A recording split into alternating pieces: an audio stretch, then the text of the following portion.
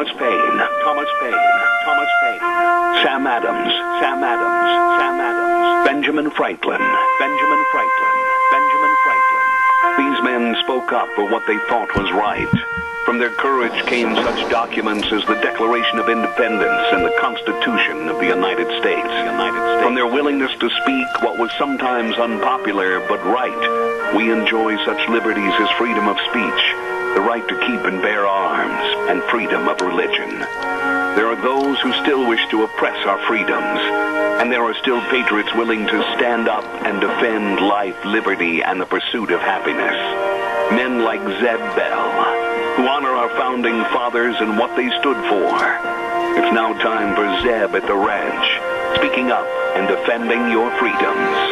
Brought to you by Magic Valley Les Schwab Tire Centers and all of the other great advertisers on the program. And now, Zeb Bell. America is a land to be proud of. We are that beacon of hope for others. Let's keep on going and growing and make dust. Don't eat it. Good morning, everybody. Here comes Kate Smith, and God bless America. Followed by a patriot. I want a patriot with the Pledge of Allegiance. Good morning. And a good morning to you and yours. Zeb Bell, Zeb at the Ranch in the studio, and of course with our major sponsor, your Magic Valley Les Schwab Tire Centers, all 7 locations serving you with a very safe, clean environment and the best in tires. And also, Burley Physical Therapy and Rehabilitation at 1263 Bennett Avenue, Suite 2 in Burley, helping you get back to being you. Right now, let's go to the phone line and have our Pledge of Allegiance. Good morning. Good morning, sir.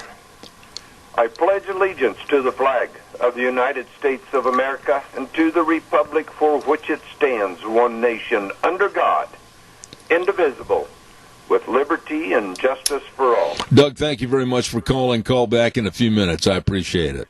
You bet. Thank you, sir. And with that, I want to go right straight to the weather. And the weather brought to you by K&R Rental at 256 South, 600 west of Hayburn. They're already there. They get there early in the morning at 7 a.m., Roger and the crew, to serve you with the rental of the best tools and equipment you need for any kind of a task. Construction project, working on your lawn, your garden, whatever. They've got it all. They've got it all for both long and short-term rental. Please get a hold of them today. K&R Rental on the Burley-Paul Highway. Right now, here's Gina with the weather. Smoke and thunderstorms for the next few days. Good morning with your Zeb at the Ranch weather forecast. I'm Scotty Cameron. For today, scattered thunderstorms. Going to see a high around 87. That will put us in a red flag warning. Keep your eyes out for dangers of fire. If you see plumes of smoke, make sure you get those called in. For tonight, still going to have that 30% chance of thunderstorms, lows of 57. Smoky for tomorrow, highs of 88. Then for tomorrow night, chance of showers again, looking for a low of 55. And then for Thursday, sunny, a high of 85. Thursday night, partly cloudy. Friday going to be sunny, looking for a high of 86. And then for Friday night, mostly clear with a low of 52. That's your Zeb at the Ranch weather forecast. Have a great day. Thank you, Scotty, filling in this morning. Thank you very much. And the current temperature outside my studio, 71 degrees right now. And the weather brought to you by K&R Rental at 256 South, 600 west of Hayburn. Yep, can't miss them on the Burley-Paul Highway. 678-3122, K&R Rental.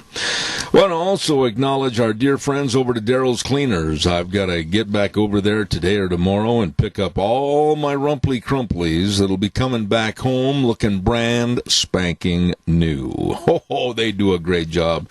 I kind of look forward to taking a bag of clothes that are dirty and wrinkled and everything in there and then just watching them when they put them on the rack and I put them in my pickup. Man, they look great. Brand new, as a matter of fact. Take care of your clothes. Dry cleaning really helps extend the life, and they are the best. At Daryl's Cleaners, 1223 Albion Avenue in Burley.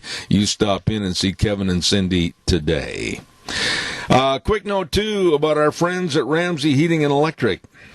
You know, they are one of the stalwarts of this program and have been for many, many years. And they're located at 2600 Overland Avenue in Burley.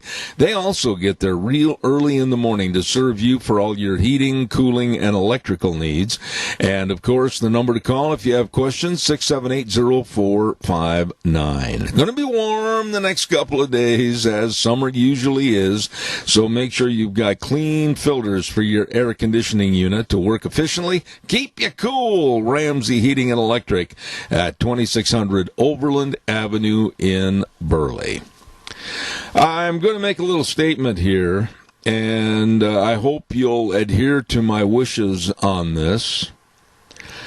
My wife, Deanne, was admitted to the hospital yesterday, and I'm not going to talk about the condition, and I would ask you please not to call and ask. It's a serious condition, and I talked to her earlier this morning. She's hanging in, hanging on like she always does, and she's one tough cookie, a great lady. And I am not going to be taking any questions on the air about her condition. So, again, to my audience and my friends, please don't ask. I would really appreciate that. Calls are welcome and very appreciated this morning. If you would, to keep me busy. And I'd love to hear from you. 436-2244, 1-866-927-4587.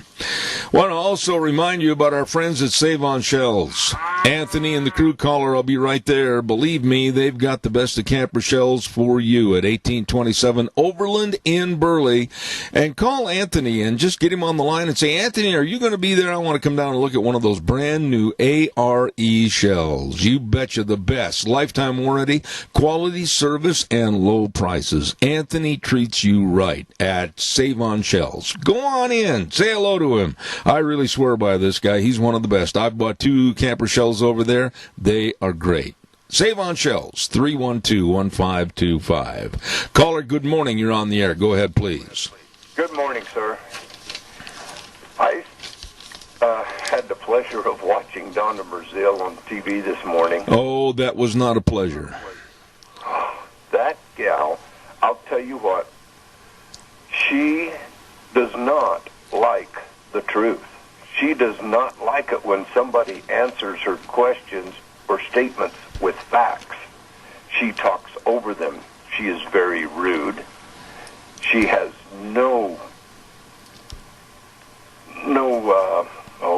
I'm lost of words right there. No respect. There, yep, no respect for anybody. And you watch a lot of the Democrats that come on and get asked a tough question, they do the same thing. Well, the interview, and I just happened to catch it because now I'm chief cook and bottle washer, and the interview was absolutely, I think, mishandled by Brian Kilmeade on Fox News. Instead of being tough and just telling both women, and I know this sounds rude and crude, but this is the way it has to be, shut up. And one of you talk at a time. Don't be disrespectful of each other. He should have laid the ground rules right down during the beginning, and the sound people should have turned their mics off until they were respectful.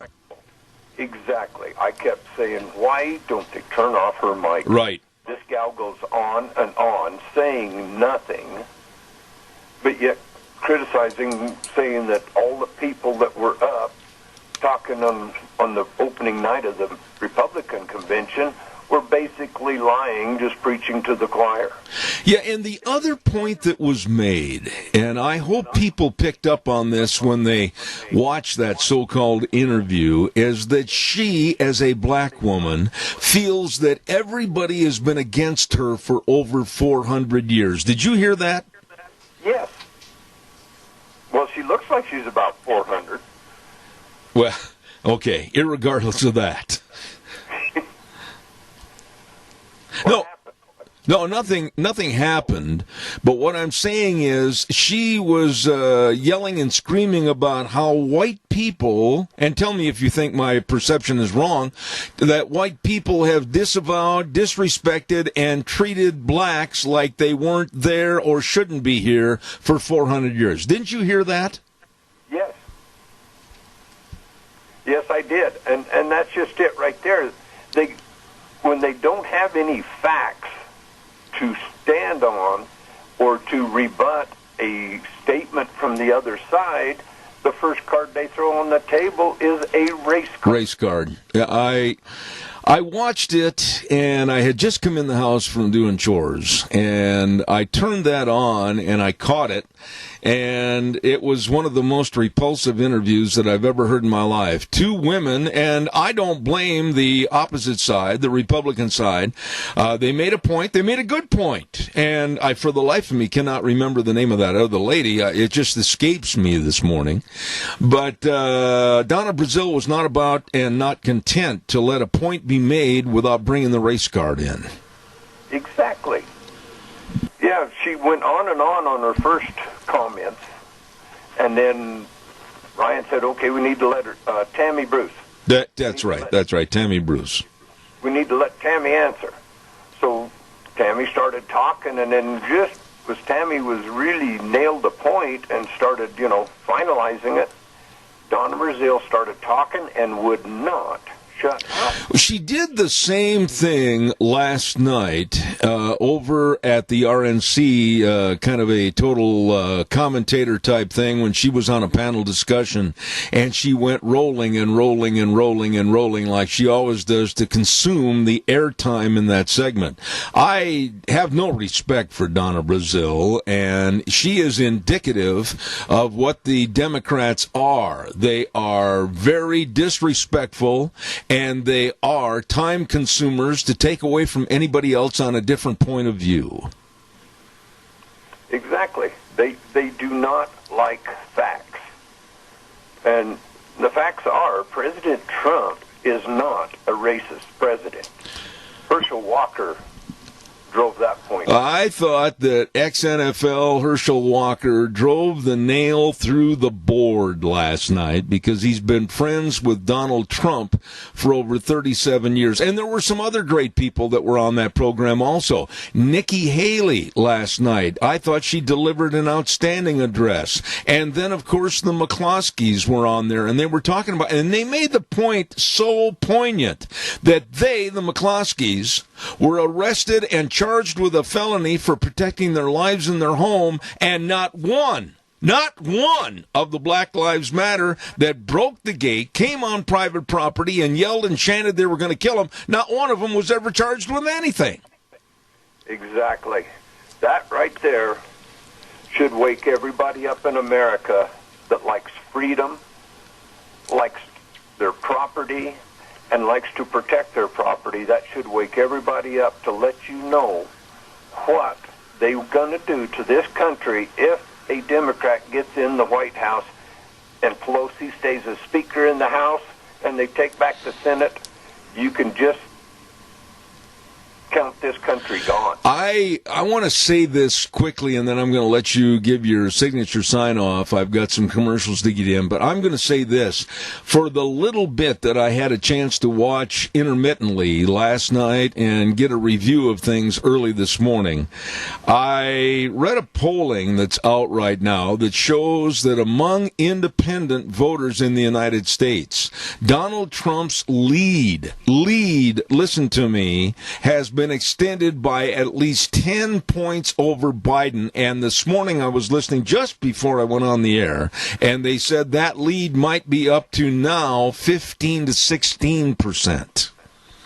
Exactly, and that's why the Democrats, Nancy Pelosi, is pulling in the post office and all of this stuff so they can have some way to delegitimize this president. Because Nancy Pelosi is so upset that President Trump went around her to get the wall built and she could do nothing to stop it. Yeah. She is so upset that President Trump is so much smarter than her. She is trying anything and everything to tear this president down and this election. Yeah, but that's not a fair statement. That's not a fair statement that you just made. It's not fair to say that Trump's smarter than her because almost everybody is smarter than her.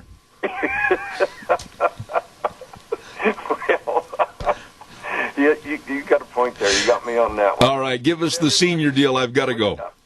Yep, everybody needs to wake up, and this election is for freedom, for socialism. So, everybody, let's do what we can for our senior centers. Let's go eat there. Let's support them. Let's donate to them. And if you do go eat, you'll probably leave with a full tummy and a full heart. I love that. Thank you, Doug. You're a dear friend. Thank you so much.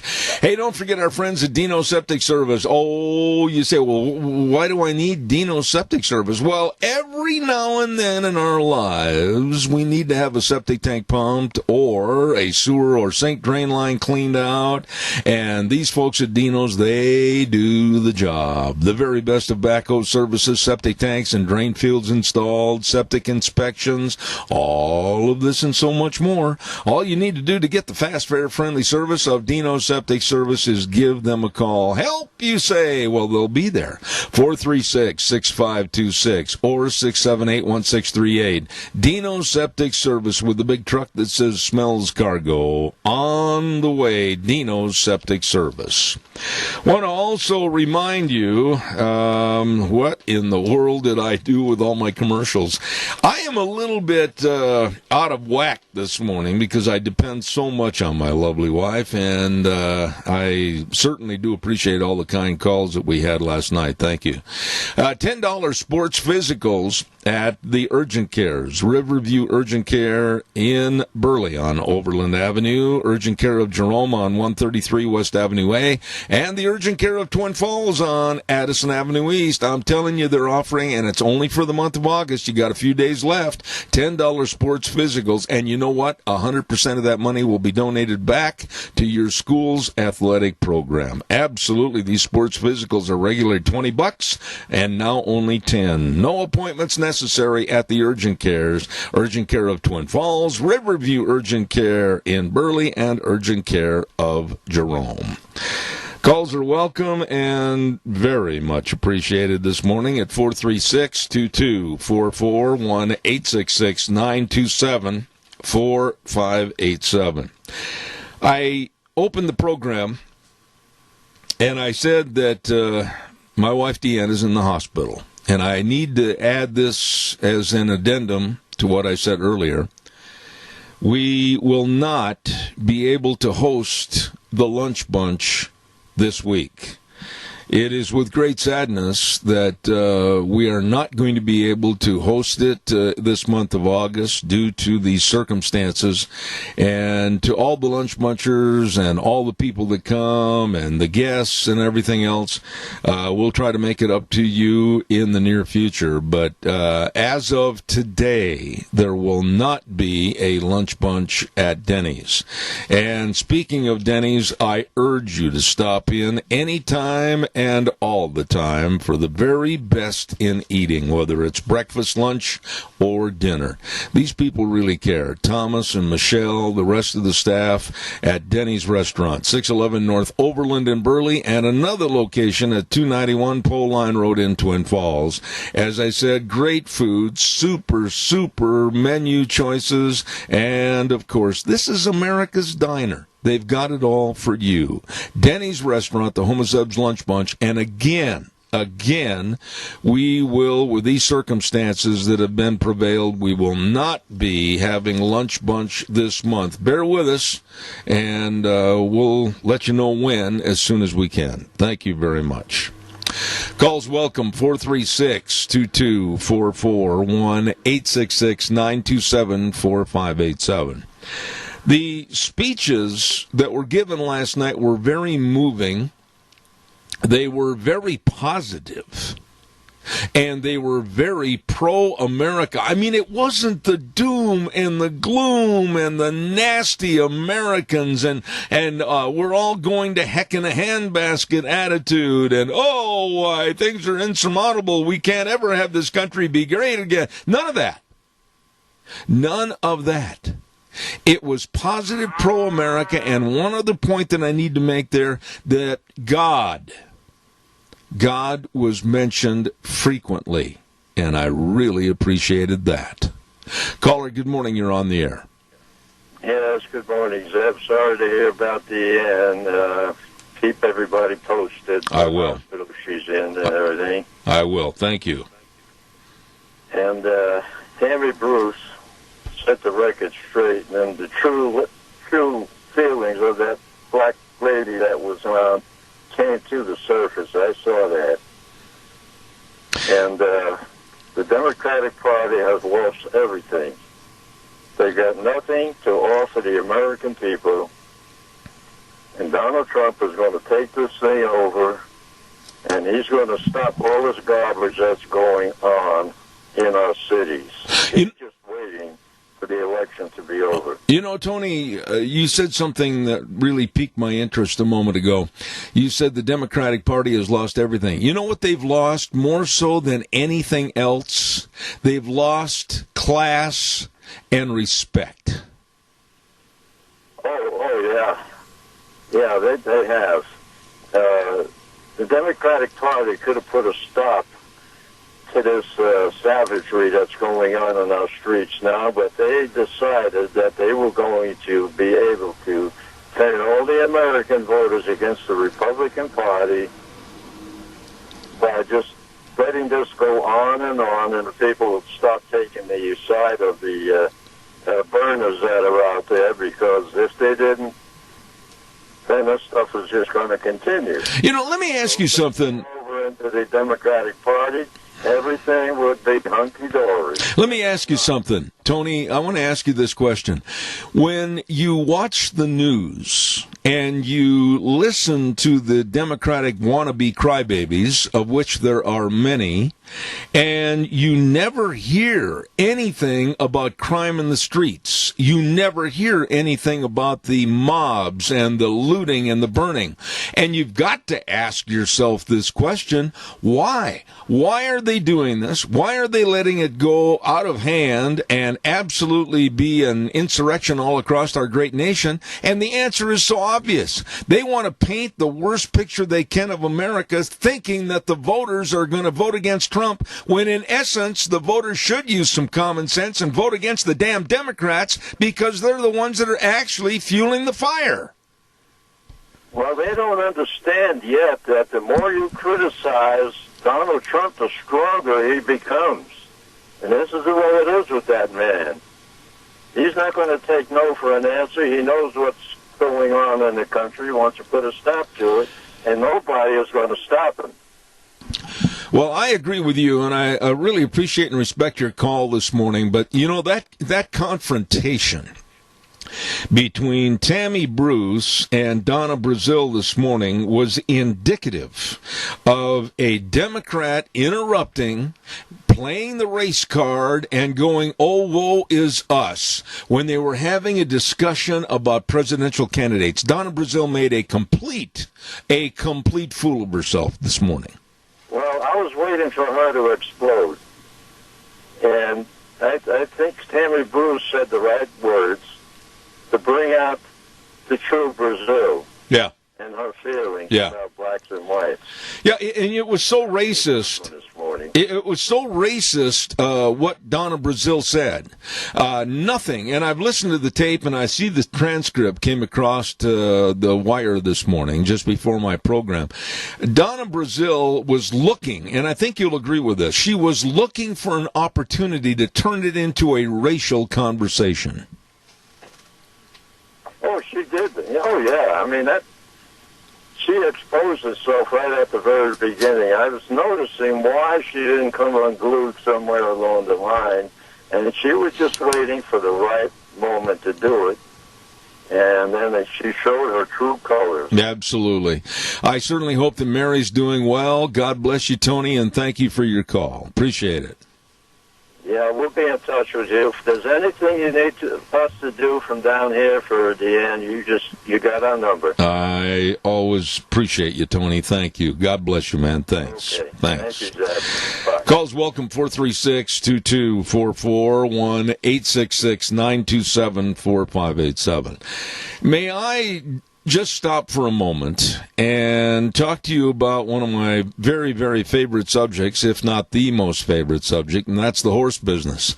Well, I want to tell you that my dear friend Jerry Zollinger and the family are going to have their 32nd annual production sale of quality, underline that word quality, quarter horses, colts, and fillies on September the 12th. Put that on your calendar right now. The preview that morning at 10 a.m., sale at 11 at the ranch at 1994 South, 100 east of Oakley. I mean, I'm just so impressed with his colts, his fillies, everything, and they're all by top quarter horse bloodlines. They've got great minds and talent to do anything and personality. You do not want to miss this sale. Let me tell you, Zollinger Quarter Horse 32nd annual production sale, September 12th. Don't forget, mark that on your calendar up at the ranch at Oakley. Calls welcome, 436-2244, 1-866-927-4587. Reed Flake, you know who he is. I mean, he's absolutely a complaining crybaby wannabe Republican that served one term as senator from Arizona. I know the family. I do. And I said Reed, that's a relative. I should have said Jeff Flake from Arizona. Well, like I said, he's a wannabe that absolutely does not like Donald Trump. He doesn't like, according to Reed, I did it again, Jeff Flake, he doesn't like Donald Trump's attitude. He doesn't like his personality. Why, he doesn't like, perhaps, the name-calling. Why, he doesn't like, of course, the tinfoil hat conspiracy theories, which most of them, of course, have been proven true. And what he's doing is gathering other wannabe crybaby Republicans that don't know Khmer from Sikkim. If they got in the boat, they'd keep walking right out into the water. And he's trying to organize for Joe Biden. I mean, this is absolutely a backstabber. And I have no use for backstabbers. Jeff Flake is a, like I said, one-term crybaby. And now he's formulated about 24, 25, 27, whatever, former Republican members of Congress, and they're trying to make a big deal in Republicans for Biden. Besides that, the man's dumb. He doesn't know Khmer from Sikkim when it comes to policies and what's good for America, and rather, because his feelings have been hurt, he's going to try to dismiss Donald Trump and put in Joe Biden. And here's some of the points that he made that are so juvenile and so absolutely outlandish. He claims that Biden would restore decency. Oh, yeah? With the crime and the looting and the burning and the threats on the street. And then he said that Biden would provide steady leadership from the basement, from a man that's going through senility. And then he said that healthy Democrats will be a major part of working with his group of GOP delegates that are for Biden. Takes all kinds. And Jeff Flake is one of those all kinds. Calls welcome, 436-2244, 1-866-927-4587. Please give me a call. This morning, more than ever, I'd really appreciate the calls, and looking forward to hearing from you. While I'm waiting for your call, give me a jingle. I want to talk to you about Berry Equipment and Rental. Sales, service, and parts at 159 West Highway 30 in Burley, 465 Addison Avenue West in Twin, and the Nampa location. And make no bones about it, they've got all the Bobcats, all the shapes and sizes, and they've got all the trenchers and the scissor lifts to get you way up there, and they've got all the Doosan wheel loaders and excavators. And you know, excuse me, I've got that smoke that's bothering me this morning, I'll tell you. They have all the equipment for the lifting, the digging, the pushing, and the carrying. And with great lease rates, and if you're buying, super good competitive financing rates. So you check it out today at Barry Equipment and Rental, sales, service, and parts in Burley, Twin Falls, and Nampa. All right, light up the phones, 436-2244, 1-866-927-4587. I just want to make a quick comment that the special session that was opening up and being conducted yesterday at the Idaho House was barnstormed by some people that I don't have a lot of respect for. You know, if we're going to be a nation of laws and civility, you do things in the proper manner. And some of these people that were demanding that they have entrance into that special session were extremely unruly, and they broke a door, broke the glass in the door, rushed into the gallery, and one kook and crackpot, and it was no place whatsoever for this, had a gun strapped across his chest, and he had a loaded 30-round magazine. What in the world is the matter with you people that do things in an idiotic and absolutely lessen your position on any issue? To say that you're going to just you're no better than the Democrats. You're no better than the looters and the burners and everybody else that's in Chicago, Seattle, Portland, etc. Your actions speak volumes. It was extremely unprofessional and should not have happened. And to say and demand that this should be your way instead of the way they're conducting it in a legal and lawsome way, it's ridiculous. I read that story this morning in the paper. And I just think that so much more could have been accomplished if you had contacted Speaker of the House Scott Bedke and many, many others without demanding and breaking and almost a scene of violence up at the House in Boise. Ridiculously dumb. Caller, good morning. You're on the air. Good morning, Zebedee. How's everything with you? Good, Bob. What can I do for you? Good, but anyway. You know, if these Democrats, Pelosi and the rest of them, if they just don't like the United States, why in the hell don't they leave?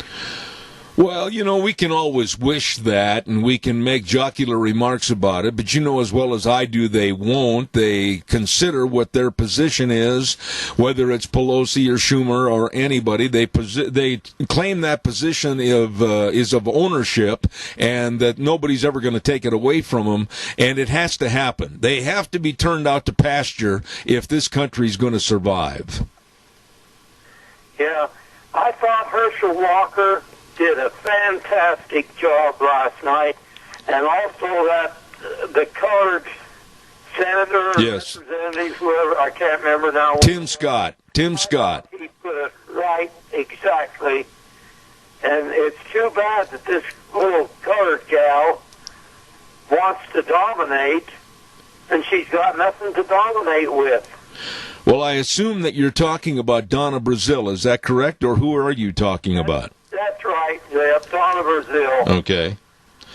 Well, she, quite frankly, weakened her case and weakened her value as far as being any kind of a news commentator, because she turned the entire structure of that discussion into a race card. And quite frankly, she is a paid commentator on Fox News, and I hope they fire her. Oh, well, they won't fire her. They'll let her go. You know, I just can't understand why they can't say anything good about the United States of America. They just can't say anything good, but yet they take all of the money they can get, all the freedoms they can get, but yet the United States is not worth a damn. You know, Bob, everything you said is really true, and it's so unfortunate that at a time when we're so divided, so split, and ready to fight at the drop of a hat, that we can't have some kind of unifying experience to look up at that flag, the red, white, and blue, look up to heaven and thank God for what we have, and praise the great country that it is, the United States. But the Democrats and the left, they can't bring themselves to do that. They're sure a long ways away from John F. Kennedy. Well, I agree with that. Totally agree. Bob, it's good to hear from you. Thank you so much for your call. Appreciate it. Good luck to you, buddy. Thank you. Appreciate it. You know, you want to have another story of where you're just going to shake your head a little bit. And I know it's not a story of real importance. I know it's not a dominating story in the news with the world situation or anything. But it's a story of disgust, okay? It disgusted me when I heard it. Now, Melania Trump, I'm going to cough. Hold on, folks. I'll be right back. And here I am.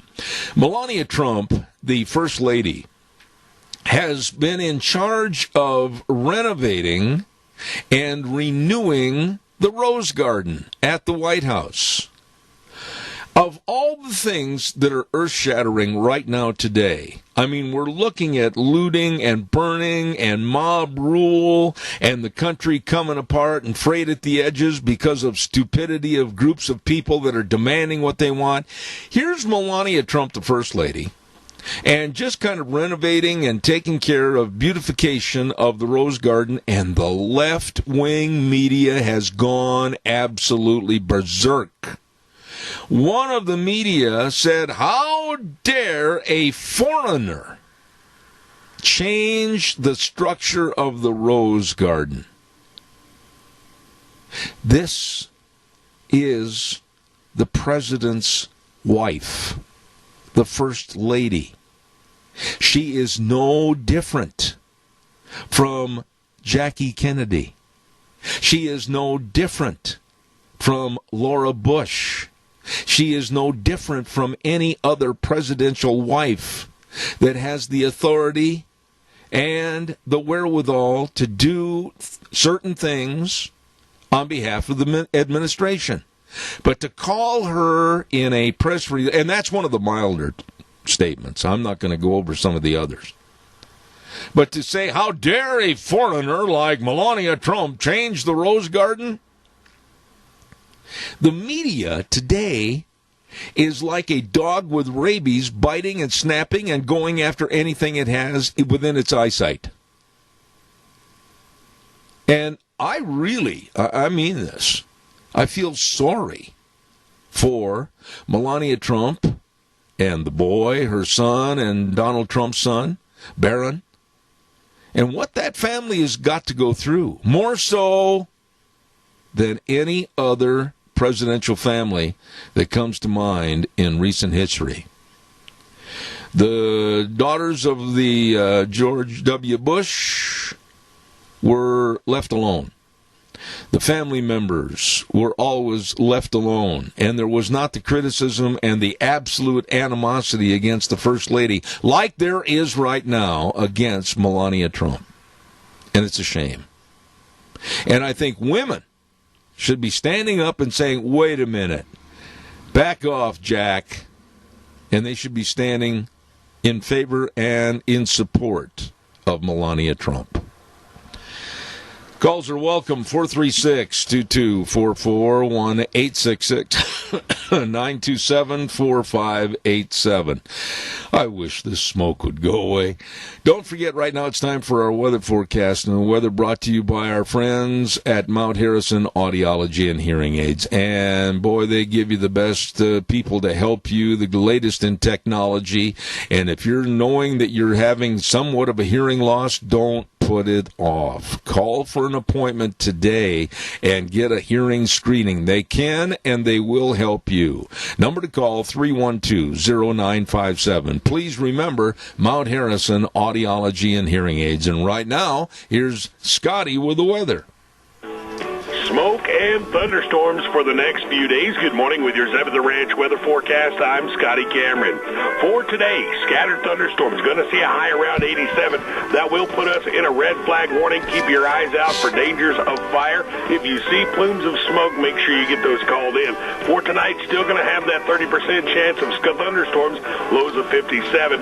Smoky for tomorrow, highs of 88. Then for tomorrow night, chance of showers again, looking for a low of 55. And then for Thursday, sunny, a high of 85. Thursday night, partly cloudy.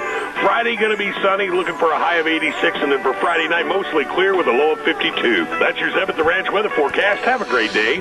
Thank you, Scotty. Appreciate it. Filling in for Gina this morning and doing an outstanding job. And I know somebody else that does an outstanding job, and that's our friends at Mount Harrison Audiology and Hearing Aids, right behind the Minidoka Hospital, across from the emergency room. Number to call and let them help your hearing health. 312-0957. 312-0957. Okay, calls are welcome and appreciated. 436-2244, 1-866-927-4587. Congressman Jim Jordan said it best yesterday. The Democrats do not want you to attend church. They do not want you to attend school. And the next part of this absolutely is true, because I heard two Democrats say it last night on television. But they encourage you to be on the street rioting and being a part of mass protests. Oh, you can't go to school. Oh, no, that's dangerous. You can't go to church. Oh, no, you might sing one of the songs, and with coronavirus, it's too dangerous. But these nincompoops actually are coming out and saying, well, if you want to protest, you go right ahead and protest. You betcha. The riots, the mobs, the burning, the lootings, that's okay. I've never seen anything so stupid in my life. And the Democrats are basically playing face-up poker, because they're telling us and showing us what the cities and communities will be like underneath their administration. A free-for-all. Absolutely uncivilized mess of looting and burning and taking whatever you want, and nobody's going to stop you. And Jordan also said it's about time to be thinking about jobs, not mobs. Really true. And then I'm sure that you heard about former President Obama. Oh, boy, one of my least favorite subjects to talk about. But he kind of let the cat out of the bag a little bit, you know? I mean, he came out and yesterday said that Bernie Sanders' goals for America and Joe Biden's supposed goals for America are basically the same. The same. Oh, really? A socialist agenda? That's coming from the head man himself, Barack Obama. And Biden wants to raise taxes 4 times higher. Not my words, his. Of course, he probably can't remember that he said it. And when you start thinking about where all the money is going to come from if they get elected for, like, the green energy programs of turning us into just windmills and lollipops and solar panels, and then, of course, Medicare for all. That really bothers me, and everybody that's of Medicare age should be really, really concerned about this. Because where's the money going to come from? And the idiocy of Medicare for all and a absolute cheapening and destruction of medical services? Ridiculous. Free college, no tuition, just go. The American public will pay for it. Where's all this money going to come from? Please give me a call, 436-2244, 1-866-927-4587. Excuse me. Once again, I want to reiterate that a decision has been made that I will not have the hosting of the Lunch Bunch this month, and I haven't even had a chance to call Denny's and let them know, but with the situations and circumstances as they are in my family, we are not going to be able to be the hosts for that Lunch Bunch on this month. So I apologize to all the Lunch Bunchers that are listening, and if you'd pass the word around a little bit, I'd sure appreciate it. Thank you very much. All right, calls are appreciated. Give me a jingle, 436-2244, 1-866-927-4587. While I'm waiting for your phone call, I want to talk about our major sponsor, and that, of course, your Magic Valley Les Schwab Tire Centers. And all 7 locations serving you with the best of tires, all the different tread designs, all the sizes for your vehicles, whether it's a car, pickup, SUV, trailer, boat trailer, horse trailer, whatever. They've got all your tires, and they know what tires are going to best befit your driving situation. So stop in and see them today, along with the very best in brake service, front end alignment, shocks and struts and batteries. All of this at all 7 locations. James in Buell, Dan on Pole Line in Twin Falls, Lane in Rupert, Mike in Jerome, Dave on Blue Lakes in Twin Falls, the Twist family in Paul, and Trent, my buddy on Overland in Burley. The best, your Magic Valley Les Schwab Tire Centers. Stop in and see them today. All right, your turn. Give me a jingle on the landline, 436-2244, 1-866-927-4587. I would like to know, in the time remaining in this hour, and I want you to be really honest and straight up with me, are you in favor of mail-in balloting for these elections? I'm going to tell you right straight up front that yours truly absolutely looks at mail-in ballots as deceitful, dishonest, and scary. I don't like them. I don't want anything to do with it again, ever. I was reading a little bit about a story I heard yesterday where in the primary elections this year, over 500,000 votes were estimated to be lost, no good signatures, fake signatures, and wrong addresses. Caller, good morning, you're on the air.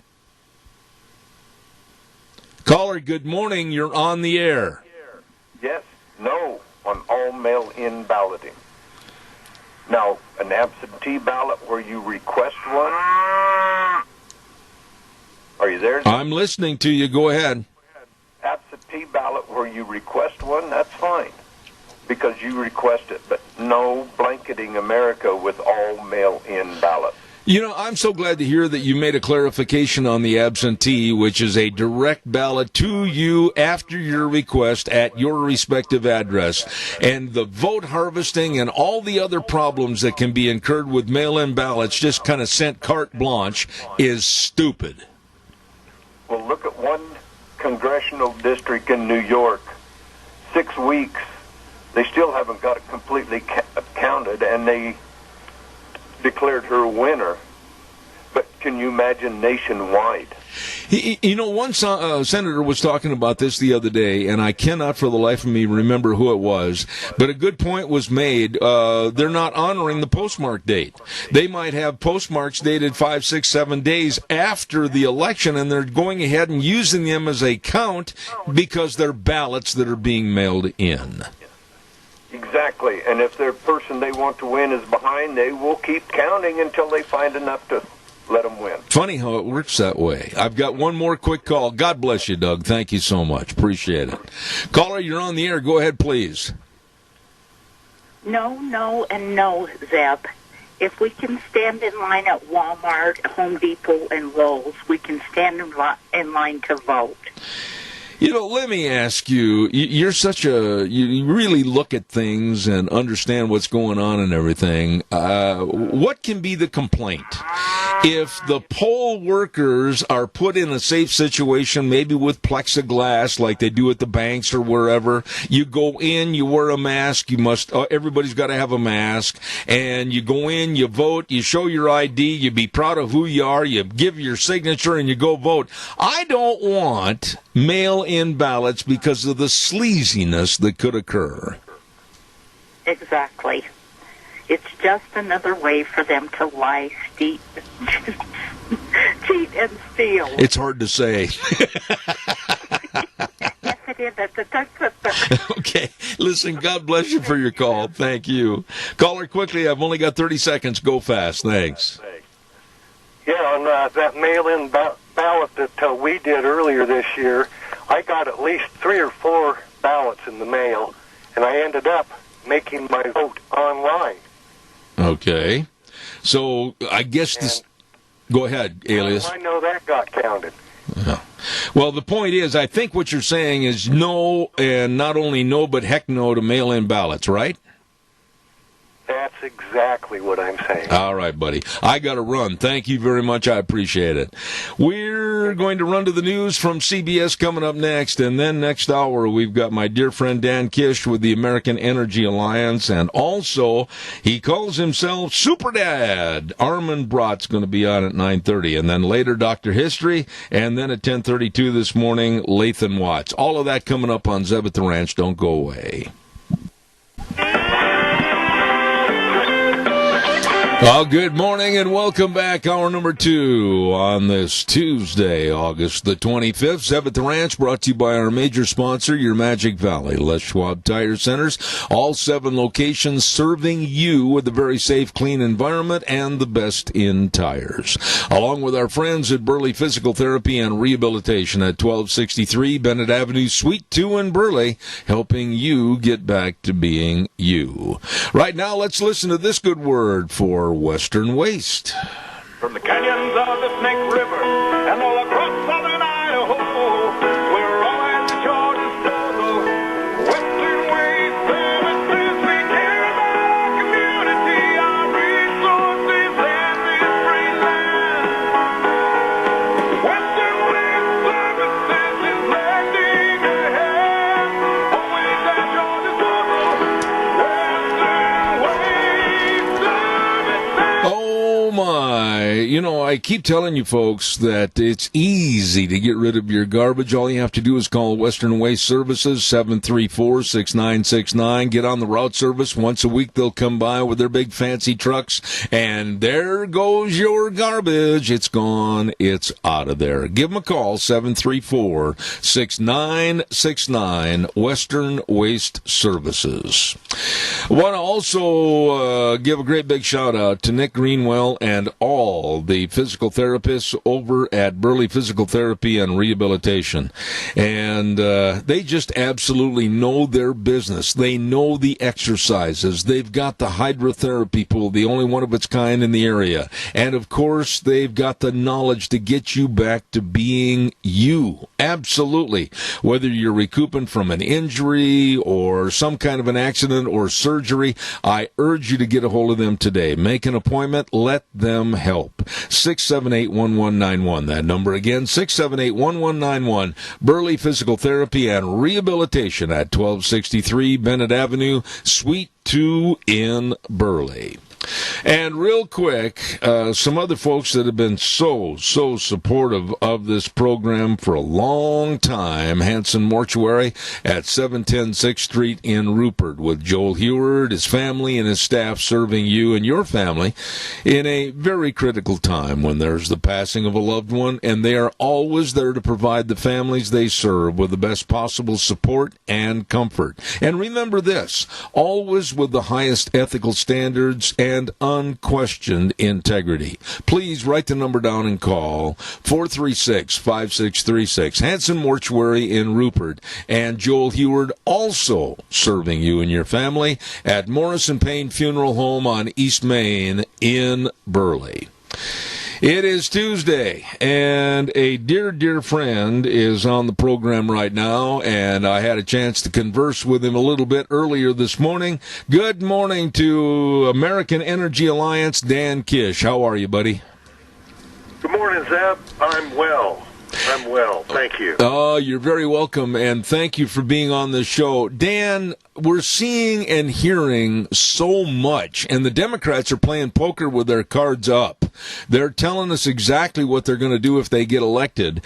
And one of the things that I saw the other day, and I wanted you to comment on it a little bit, I saw a little clip about what they call micro-mobility. And basically what it is, they want the American public to adopt and adapt to kind of the Japanese lifestyle of everybody go buy an electric scooter, and that's going to be your modus operandi of getting around to buy groceries. Your comments, please.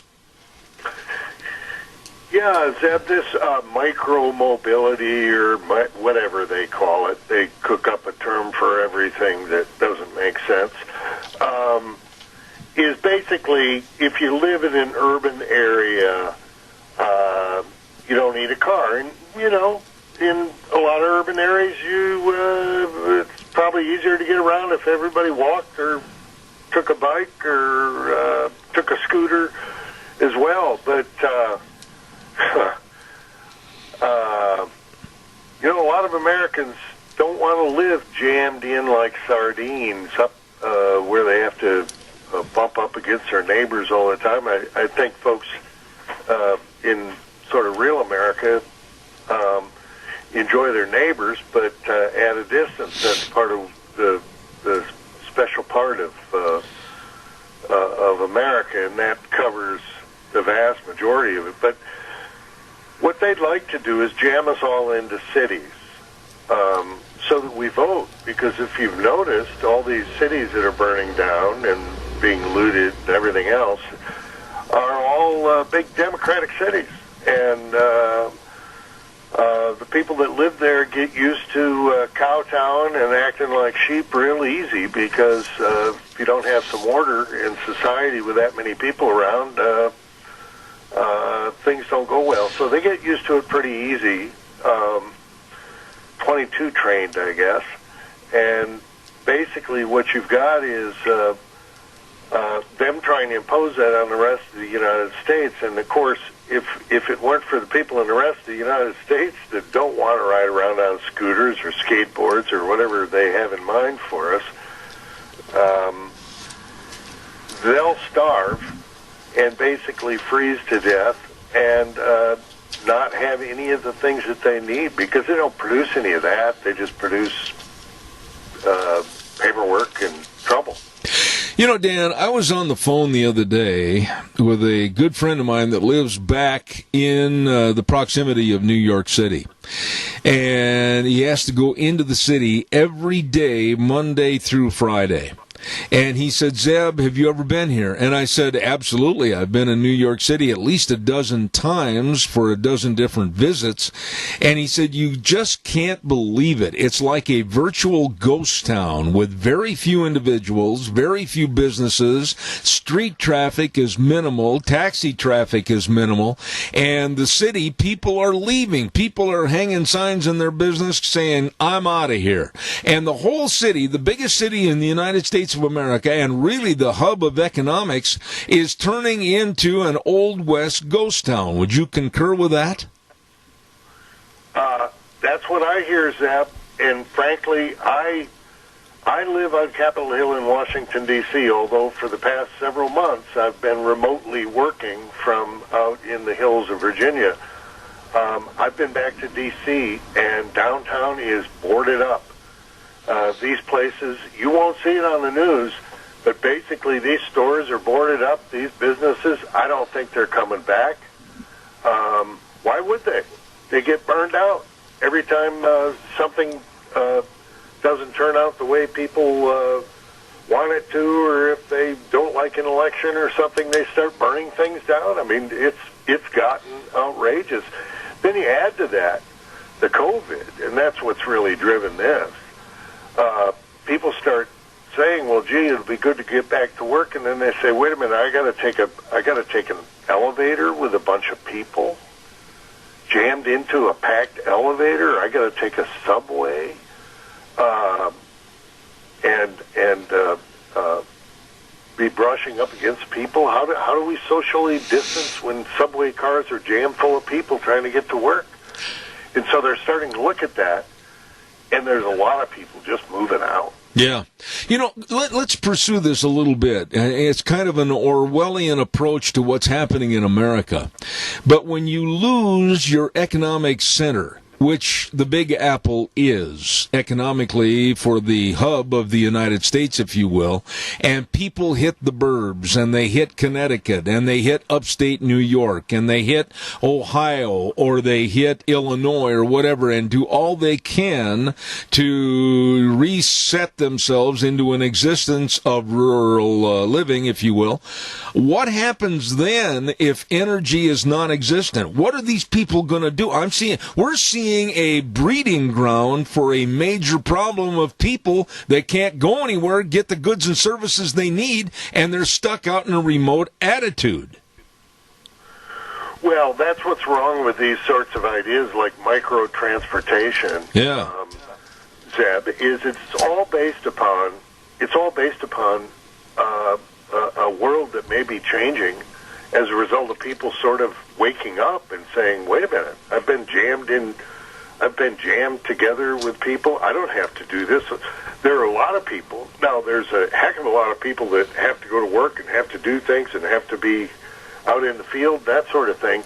But for people trading money and that sort of thing, they do that from a computer screen. They can do it from the 90th floor of a building, or they can do it out in the country somewhere. And they're beginning to discover that. They can do medicine in many cases, checkups, that sort of thing, or consultations that way. And so they begin to think, well, why am I putting up with all the hassle and people stealing my stuff and wiping out my stores or my businesses when I can do that somewhere else? I'll go online. That's what I think people should be thinking about, and that's going to take energy because things have to be moved. And if people are going to be living out in areas that are more remote, they're going to need more transportation, not less. And the last thing they want is a battery that dies on them because they got to go 30 miles to get groceries. Well, see, what you're telling is so obvious, the circumstances that are going to become more prevalent in American society. And the AOCs of the world and others of her ilk that really don't know Khmer from Sikkim, they don't know black from white, and they're sitting there saying, well, this is the way we see it. Everybody's going to live on solar. Everybody's going to live on wind power. And we saw what happened in California.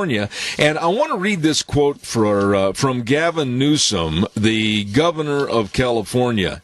And this little paragraph, when he was talking about the rolling brownouts in California, Newsom suggested that renewable energy might be a part of the problem, saying at his own news conference that while he embraced the goal of transitioning away from fossil fuels, the state could not sacrifice reliability. Take it from there, my dear friend Dan. Well, there's signs of life there, Zeb. I'm surprised. Signs of sentient being. People, if he had bothered to listen to people who knew things about the way their electricity system was going, he would have known that that was going to happen, and people were indeed telling him, although nobody likes to tell the emperor that he doesn't have any clothes on. We leave that up to children. And that's what happened here. All of a sudden he's confronted with the facts and has to say, well, I support all this grand stuff we're doing that makes us feel better and about ourselves, but if it doesn't work and people's power is going to go off, we've got to take another look at it. So hopefully they'll be taking another look at it. Now, honestly, it's California. I don't expect anything great out of them. They'll probably come up with importing more Chinese batteries or something, which will last a fraction of the time of any blackout and cost enormous quantities of money, driving up the cost of electricity, because that's really what they're all about there. So But yeah, he's recognizing, and I got to give him credit for it, that the system they were designing is doomed to fail. You know, I'm looking at a situation here where the elderly in our country are going to be held hostage to not even leaving their home or not having the availability to get to the doctor's office or go to the dentist or go see their children or go to the grocery store or whatever the case might be because of an energy dependency on these renewable resources that they maybe not be able to afford. I mean, who's going to be able to afford the cost of the transition from fossil fuels and cars and automobiles of today? And you're going to tell the American public, okay, as of this date, everybody's got to go buy an electric car. My goodness, the costs of transition would be absolutely astronomical. Yes, and the vast majority of that money would end up going to China, Zeb, in order to meet their goals. That's the thing that people really have to pay attention to. China leads the world in solar panels. India just was surprised because they get 85% of their solar panels from China, and the Chinese just jacked up the price of solar panels. Oh, my. They control not just their own country's manufacture, but they control it in other countries as well. So they control the vast majority of the world market, much more than any one country ever did, in OPEC during the oil problem. And we spent 50 years, 60 years, trying to get off of Middle Eastern oil and get energy independence. We finally did last year. And what do they want to do? Throw that all out and put all our dependency upon China. And I know that people say, oh, well, we'll create those jobs in manufacturing here. Well, it hasn't happened yet. And President Obama and Vice President Biden threw tens of billions of dollars at that. We remember Solyndra and these other things. A lot of these people took the money, developed the technology here, and then moved the manufacturing to China, like they do everything else, our drugs included. And so, they're going to do it someplace where they don't have to comply with any environmental laws, where they can get cheap electricity made by coal, which is what China has, and ship them to us, and we're supposed to buy them because the government tells us that that we're supposed to be the virtuous ones. I do not understand how a Joe Biden or Kamala Harris or whomever can sit in front of the TV cameras and acknowledge their great faith in renewable sources of energy. Oh, it's going to be the greatest thing since sliced bread. Why? It's absolutely going to be a lifesaver. Oh my, everybody's going to have to conform by 2035. We're going to start the minute we take over office. You realize, and I know you do, that Biden wants to raise the taxes on the American public at least 4 times higher to pay for all these idiocies. It's going to absolutely bankrupt America, and we're going to go to a screeching halt. That's my opinion. Well, your opinion's right, and not only that, it's going to go for nothing because at the same time, the United States has led the world in reducing carbon dioxide emissions under President Trump. Led the world. Nobody else has done better. If somebody's worried about carbon dioxide, we've led the world. China has been increasing. They now produce more than twice as much carbon dioxide as we do. But you never hear that in the media. They just pretend as though we're the only people making anything or going anywhere in the world, and we're supposed to kowtow to the Chinese while they continue to grow their economy, take jobs from Americans to make the stuff that we want to buy and ship back to us. I mean, this is just—it's awful. You couldn't design a worse program for depowering the United States and empowering the Chinese. That's an excellent way to put it. And yet the American public, I mean, during last week with the Democratic National Convention and the talking about green energy and all the great, huge employment opportunities that are going to prevail from wind and solar, they'd never talked once about all the jobs of fracking that are going to be over, all the oil field jobs, everything that's going to go down the drain and put us in an iffy situation. Well, yeah, and that's provided that you know, one of the amazing things, Zeb, is nobody stops to contemplate what the impact is if the price of energy goes up here and makes our manufacturers and our businesses less able to compete abroad. Mm-hmm. If we have a bunch of people running around, obviously if you built the Great Wall of China using teaspoons, it would take a lot of people. But we don't do that. When we're building something now, we use heavy equipment because it's much more productive. And that's the way energy gives us the power to amplify human strength. And their idea is, well, we'll just use twice as many people to make the same amount of energy and everything will be great. That means two people will make what one person did before. And the cost of everything that comes out of those two people's work will have to be borne by the consumer. And what happens to his job if his business can't afford to buy that energy anymore because it's gotten so expensive? Yes. Or isn't there when they need it, like it wasn't in California last week. You know, and make a quick point on this, Dan. You've said this before, but I think it deserves another statement this morning. I don't think that the American public has any clue as to the amount, the absolute uncountable amount of batteries and danger from those batteries that would be incurred if we went that direction. Oh, it's enormous, Zeb. I mean, it's enormous. And, I mean, the world would have to have multiples more mining, for example, to make that work. And most of that's controlled by China, too.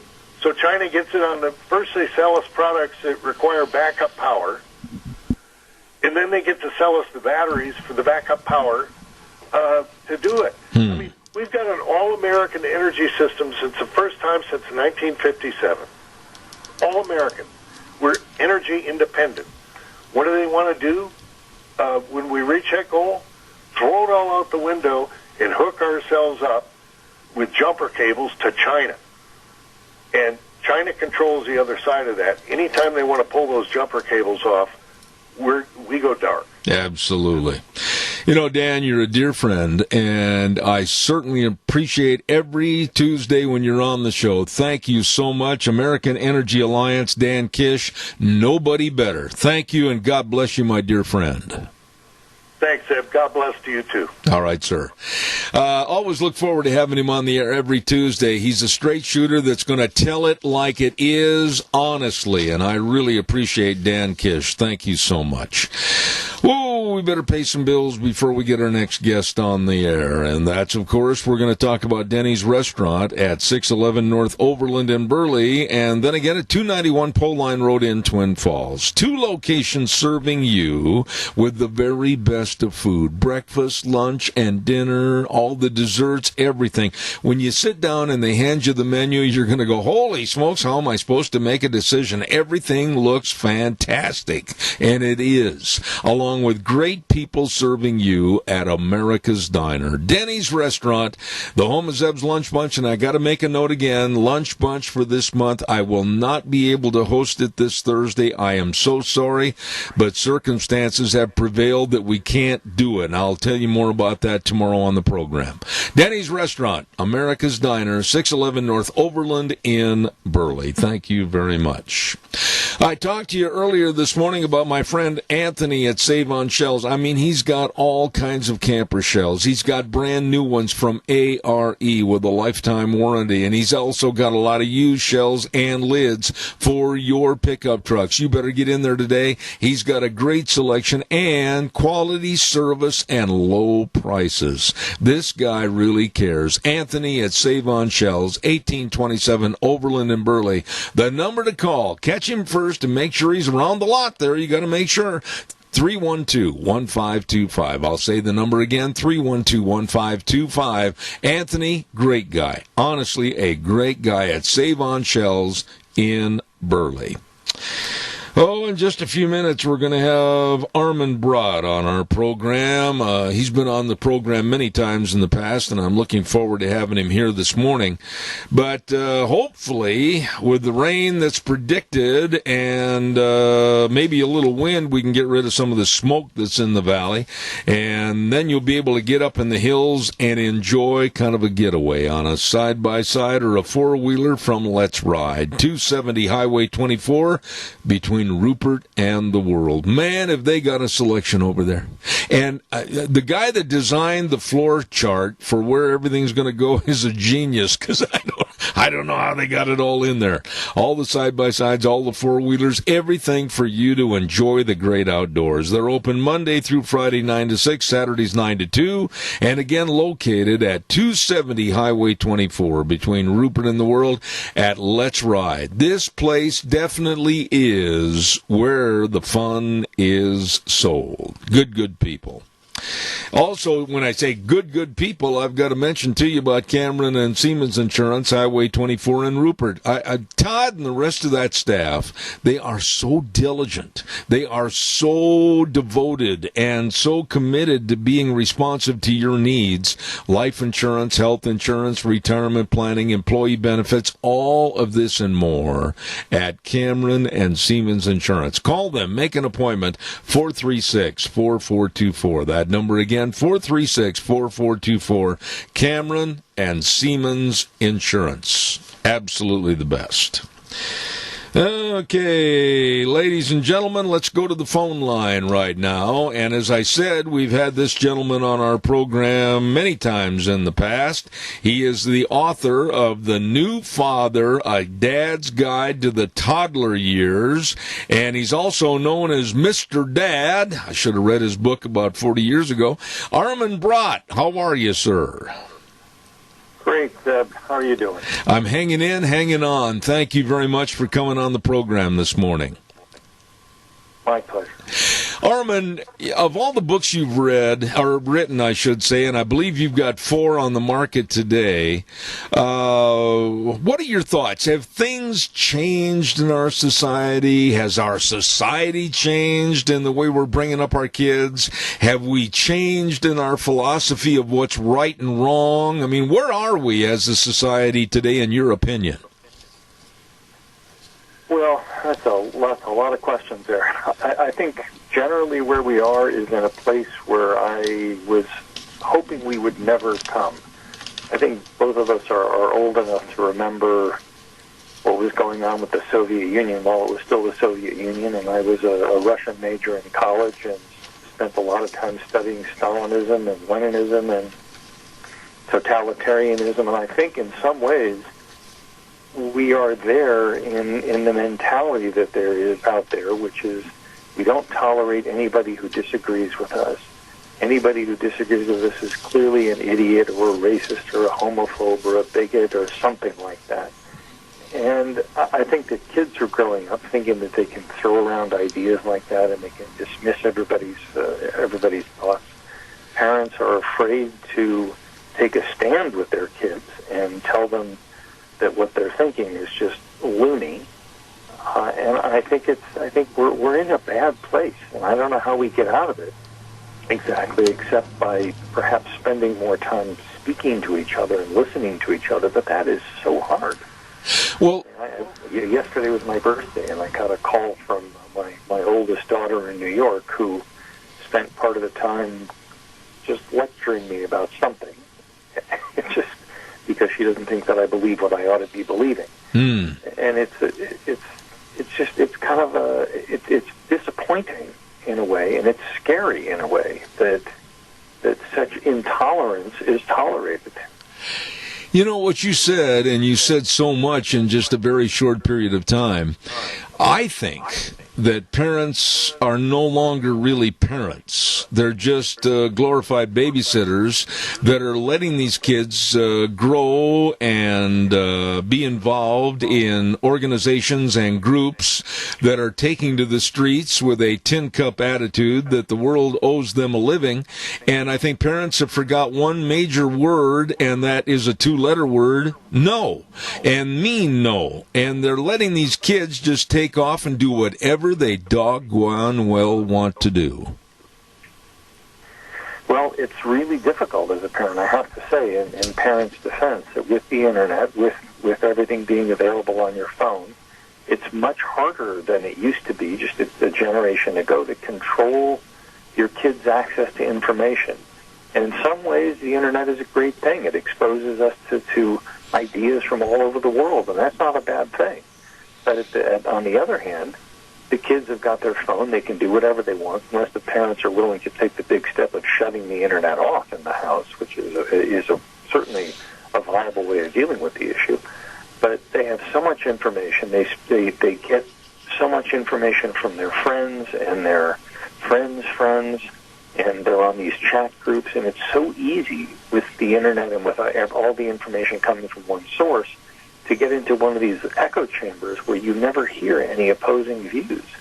And so they're constantly steeping and stewing in the same information over and over again, and they never have a chance to get exposed to anything else. And parents, I think, are really afraid, is that the parents have forgotten that we don't need to be our kids' friends. We need to be their parents. And as you said, one of the big words in our vocabulary needs to be no sometimes. You don't want to overload it and tell your kids you can't do anything, but we need to be able to say to them, you can't talk to me that way, or you cannot talk to another person that way. And Eddie, you and I have talked about this before on the show, that what's going on out there is not the question of necessarily believing something incorrect, but sloppy thinking and just not being willing to challenge views. And parents are afraid that they're going to lose their kids' friendship, or the kids are going to hate them, or whatever. And so we just stand back and let the kids do whatever they want to do. And it's not a good thing. No. It's a dangerous thing, and parents will regret that. Absolutely. You know, I had a story on yesterday on my first hour, my open forum, about an Iowa State University professor that was telling his students in the class that if they are anti-Black Lives Matter, or if they're pro-life, those should be grounds for dismissal from the university. You talk about trying to keep things on one track. There's a good example right there of schools and university professors telling our kids that a different field of thought is not accepted. Yeah, which is exactly the opposite of what universities should be doing. I'm not saying that universities should be saying, well, you need to be racism or something like that. Obviously not. But to say that we can't even discuss something is really, it's dangerous. It's really dangerous. I mean, you know, I was just having this really interesting conversation with my girlfriend yesterday about, I was reading a book about genetics, and there was a talk in the book about the search years ago, 20, 30 years ago, for what they called the gay gene. And just to even say that phrase is politically incorrect. And the reality of it is there may very well be a gene that determines whether you're straight or gay. We don't know. But if you can't have the conversation, we can never learn about it.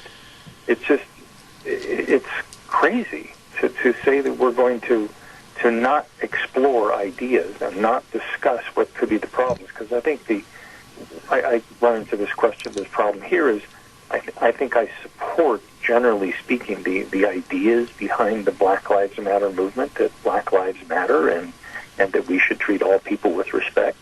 But I cannot go along with a lot of the people in the Black Lives Matter movement who are very openly anti-Semitic. Absolutely. And if we're talking about We don't want people to be discriminating against other people. We want everyone to treat other people fairly and with respect. We can't say, well, that's okay. It's okay to treat almost everybody with respect, but certain groups of people, it's okay. No, we have to say no.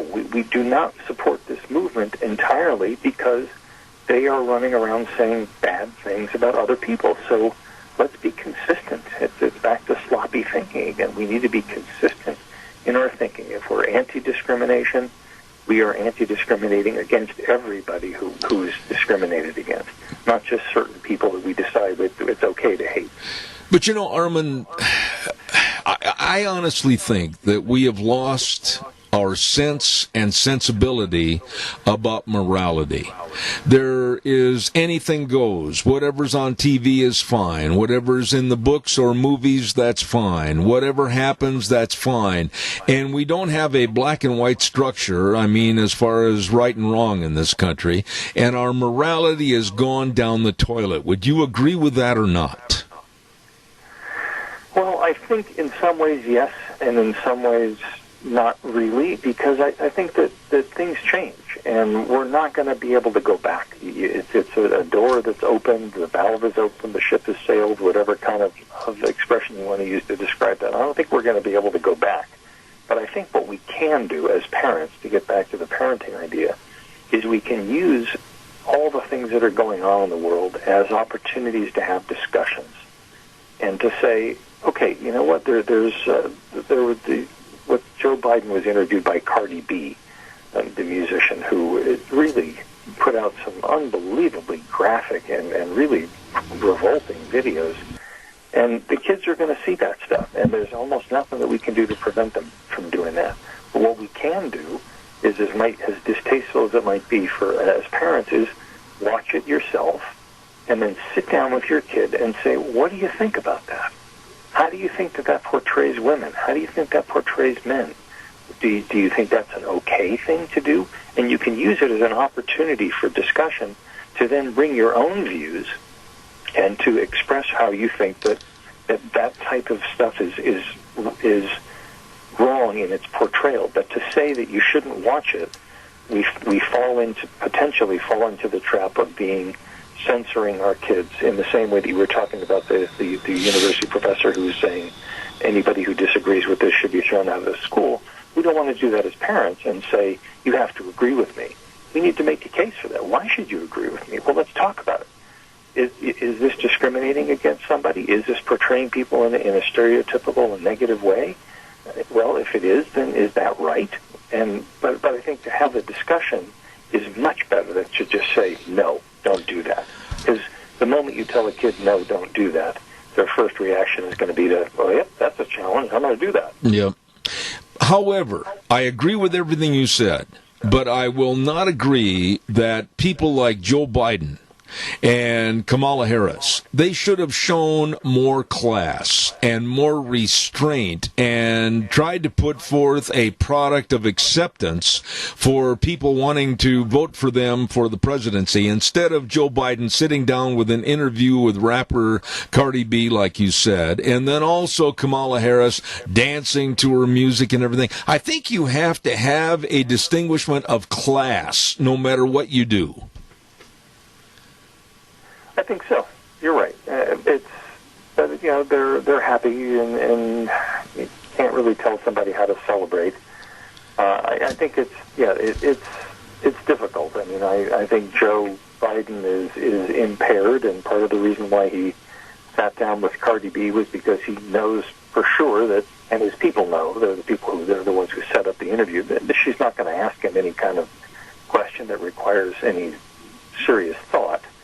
So it's a safe interview, and chances are very slim that he's ever seen any of her graphic videos anyway. So she's just a nice girl as far as he's concerned. Uh-huh. But I don't know. You can't legislate good behavior. That's what it comes down to, I think. But, if this country, it was known, and I've referred to this on the program with you before, and I'll use the same analogy, that I'm an old man, I miss the Saturday Evening Post covers that depict American life of mom and dad and the two kids going to church. I miss the gatherings of family, maybe at the city park or whatever for a picnic. I miss dad and his son going fishing together. I miss the Americana that we had instead of what now has taken over. Yeah, I do too. And I think, unfortunately, we're not going to go back to it. And the whole pandemic has certainly aggravated that by removing a lot of the public space gatherings and being able to go out and socialize with other people.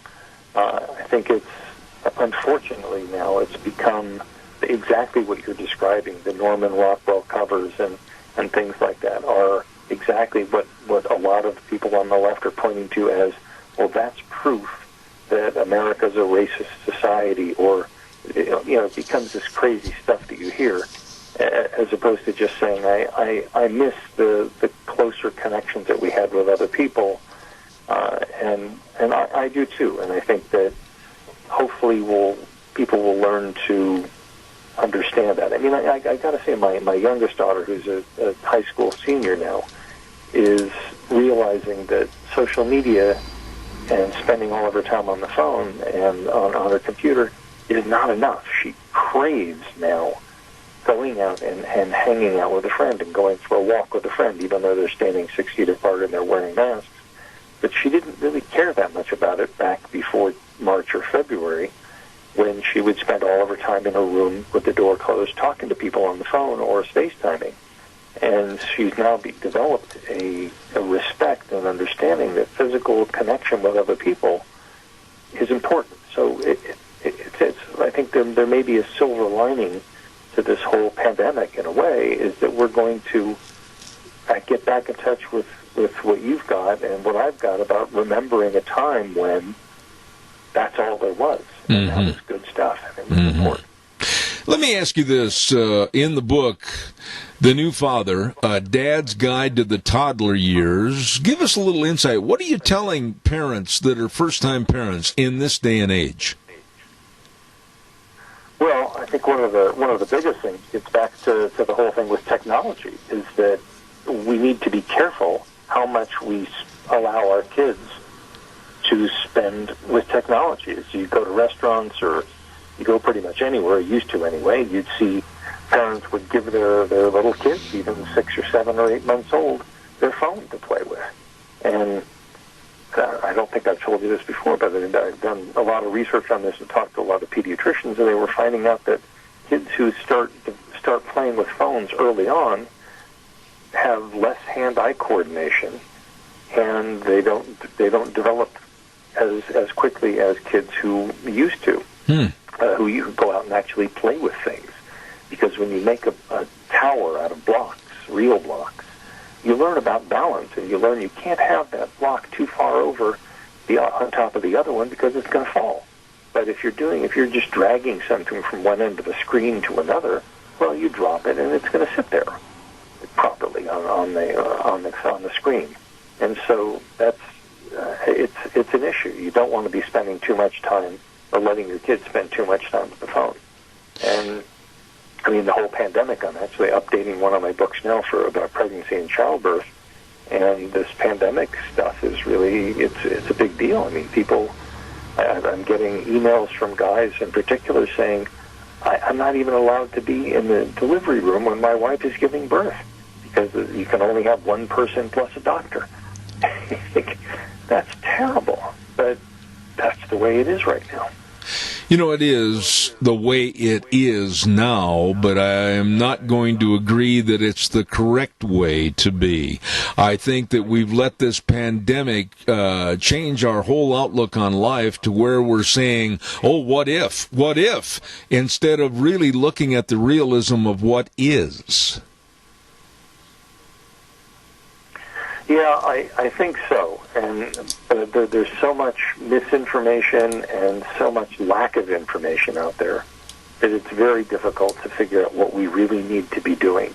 And I think there's a reasonable case to be made for if we had more testing, and I think we definitely need more testing, if we could test everybody and get it done quickly instead of having them wait a week for the results, we'd be able to segregate in a way. It's a terrible word, but I mean, that's what we'd have to do. Segregate people who test positive and let everybody else go back to work and get the economy going again. But I think there's, again, because people just don't know what to do, it's become more of a political issue than a health issue.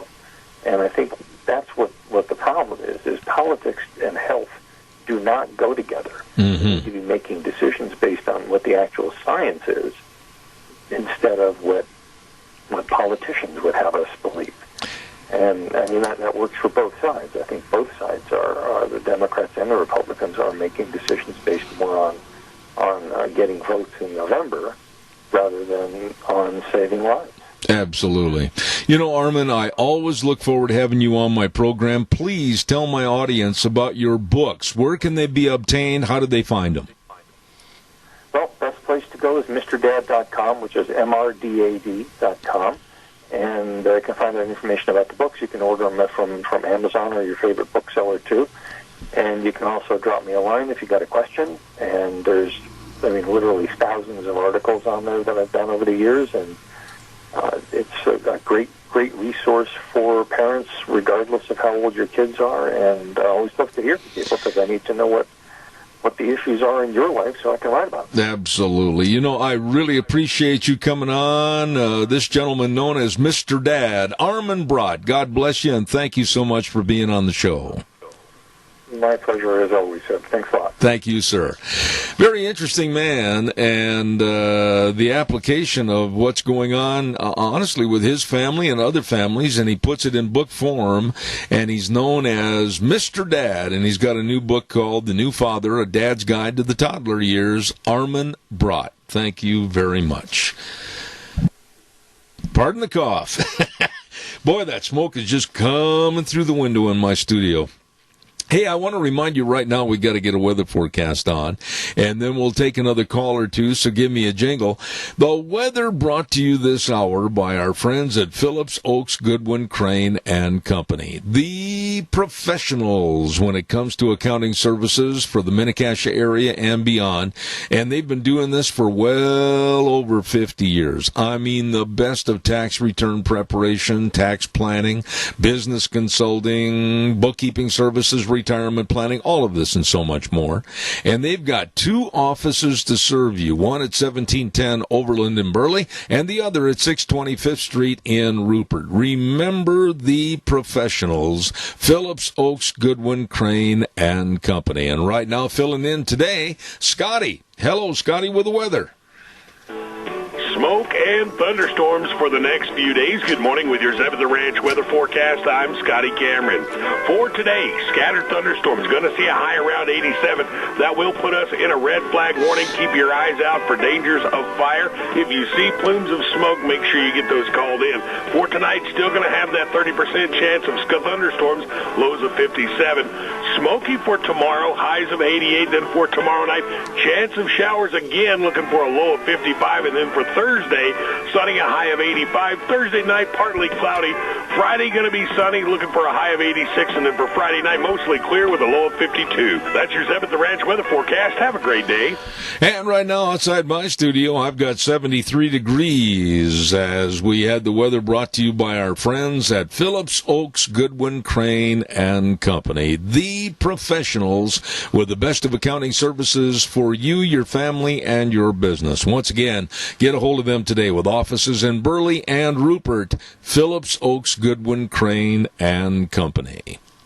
Wow. Like I said, I've got time for a call or two, so give me a jingle on the landline, 436-2244, 1-866-927-4587. During the news, I had quite a few phone calls coming in asking about my wife, Deanne, and as I said first hour, I'm not going to elaborate. Deanne is in the hospital, and the condition is a very serious condition, and we're appreciative of all your thoughts and prayers. I'm not going to discuss it on the radio, but I will tell you that tomorrow, hopefully, I can have an update to share with our friends, our neighbors, and all of our lunch bunchers, our listeners, as to how she's doing. But I just ask you to please respect the fact that I don't know too much right now, and I don't really want to talk about it on the air.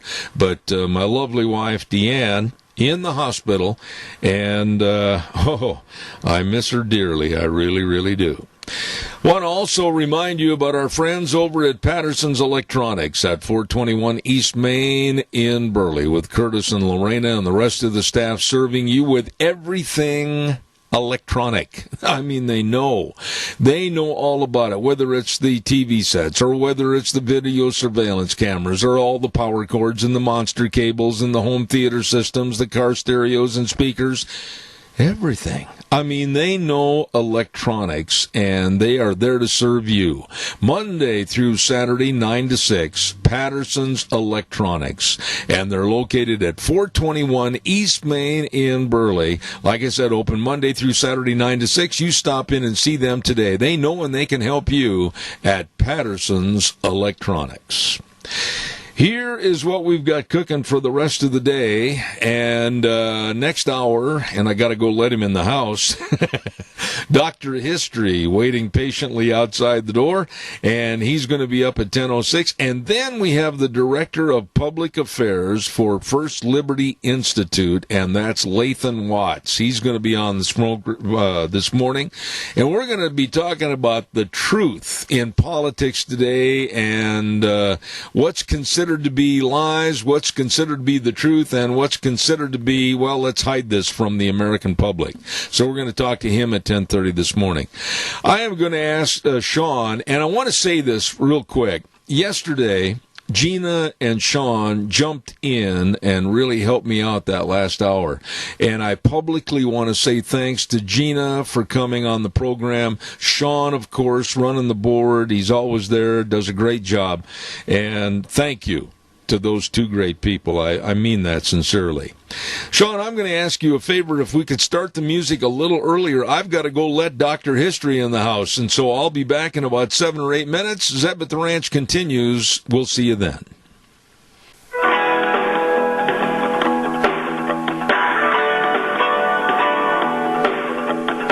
Here we go. Hour number three already, and I had a chance to visit with my dear, dear friend, Dr. History, a little bit during the newscast. He'll be coming up momentarily.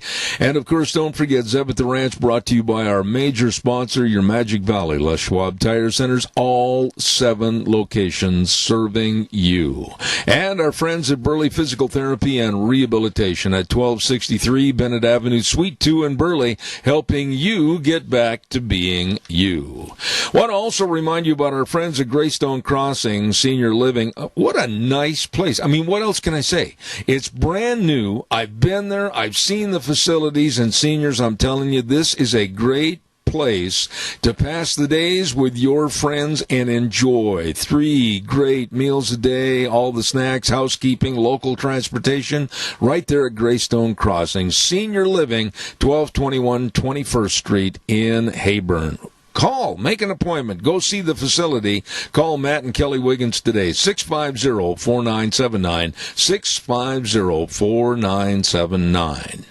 Also want to remind you about 7K Metals. What a great, absolutely great and easy way for you to build your financial security and future through silver purchases with 7K Metals. It is a saving opportunity and also a valued treasure for your loved ones in the future. Contact my friends Lon Hardy at 312-8699 or Sharon at 430-3259. Tell them I told you to call. They'll give you all the information about silver purchases with 7K K Metals.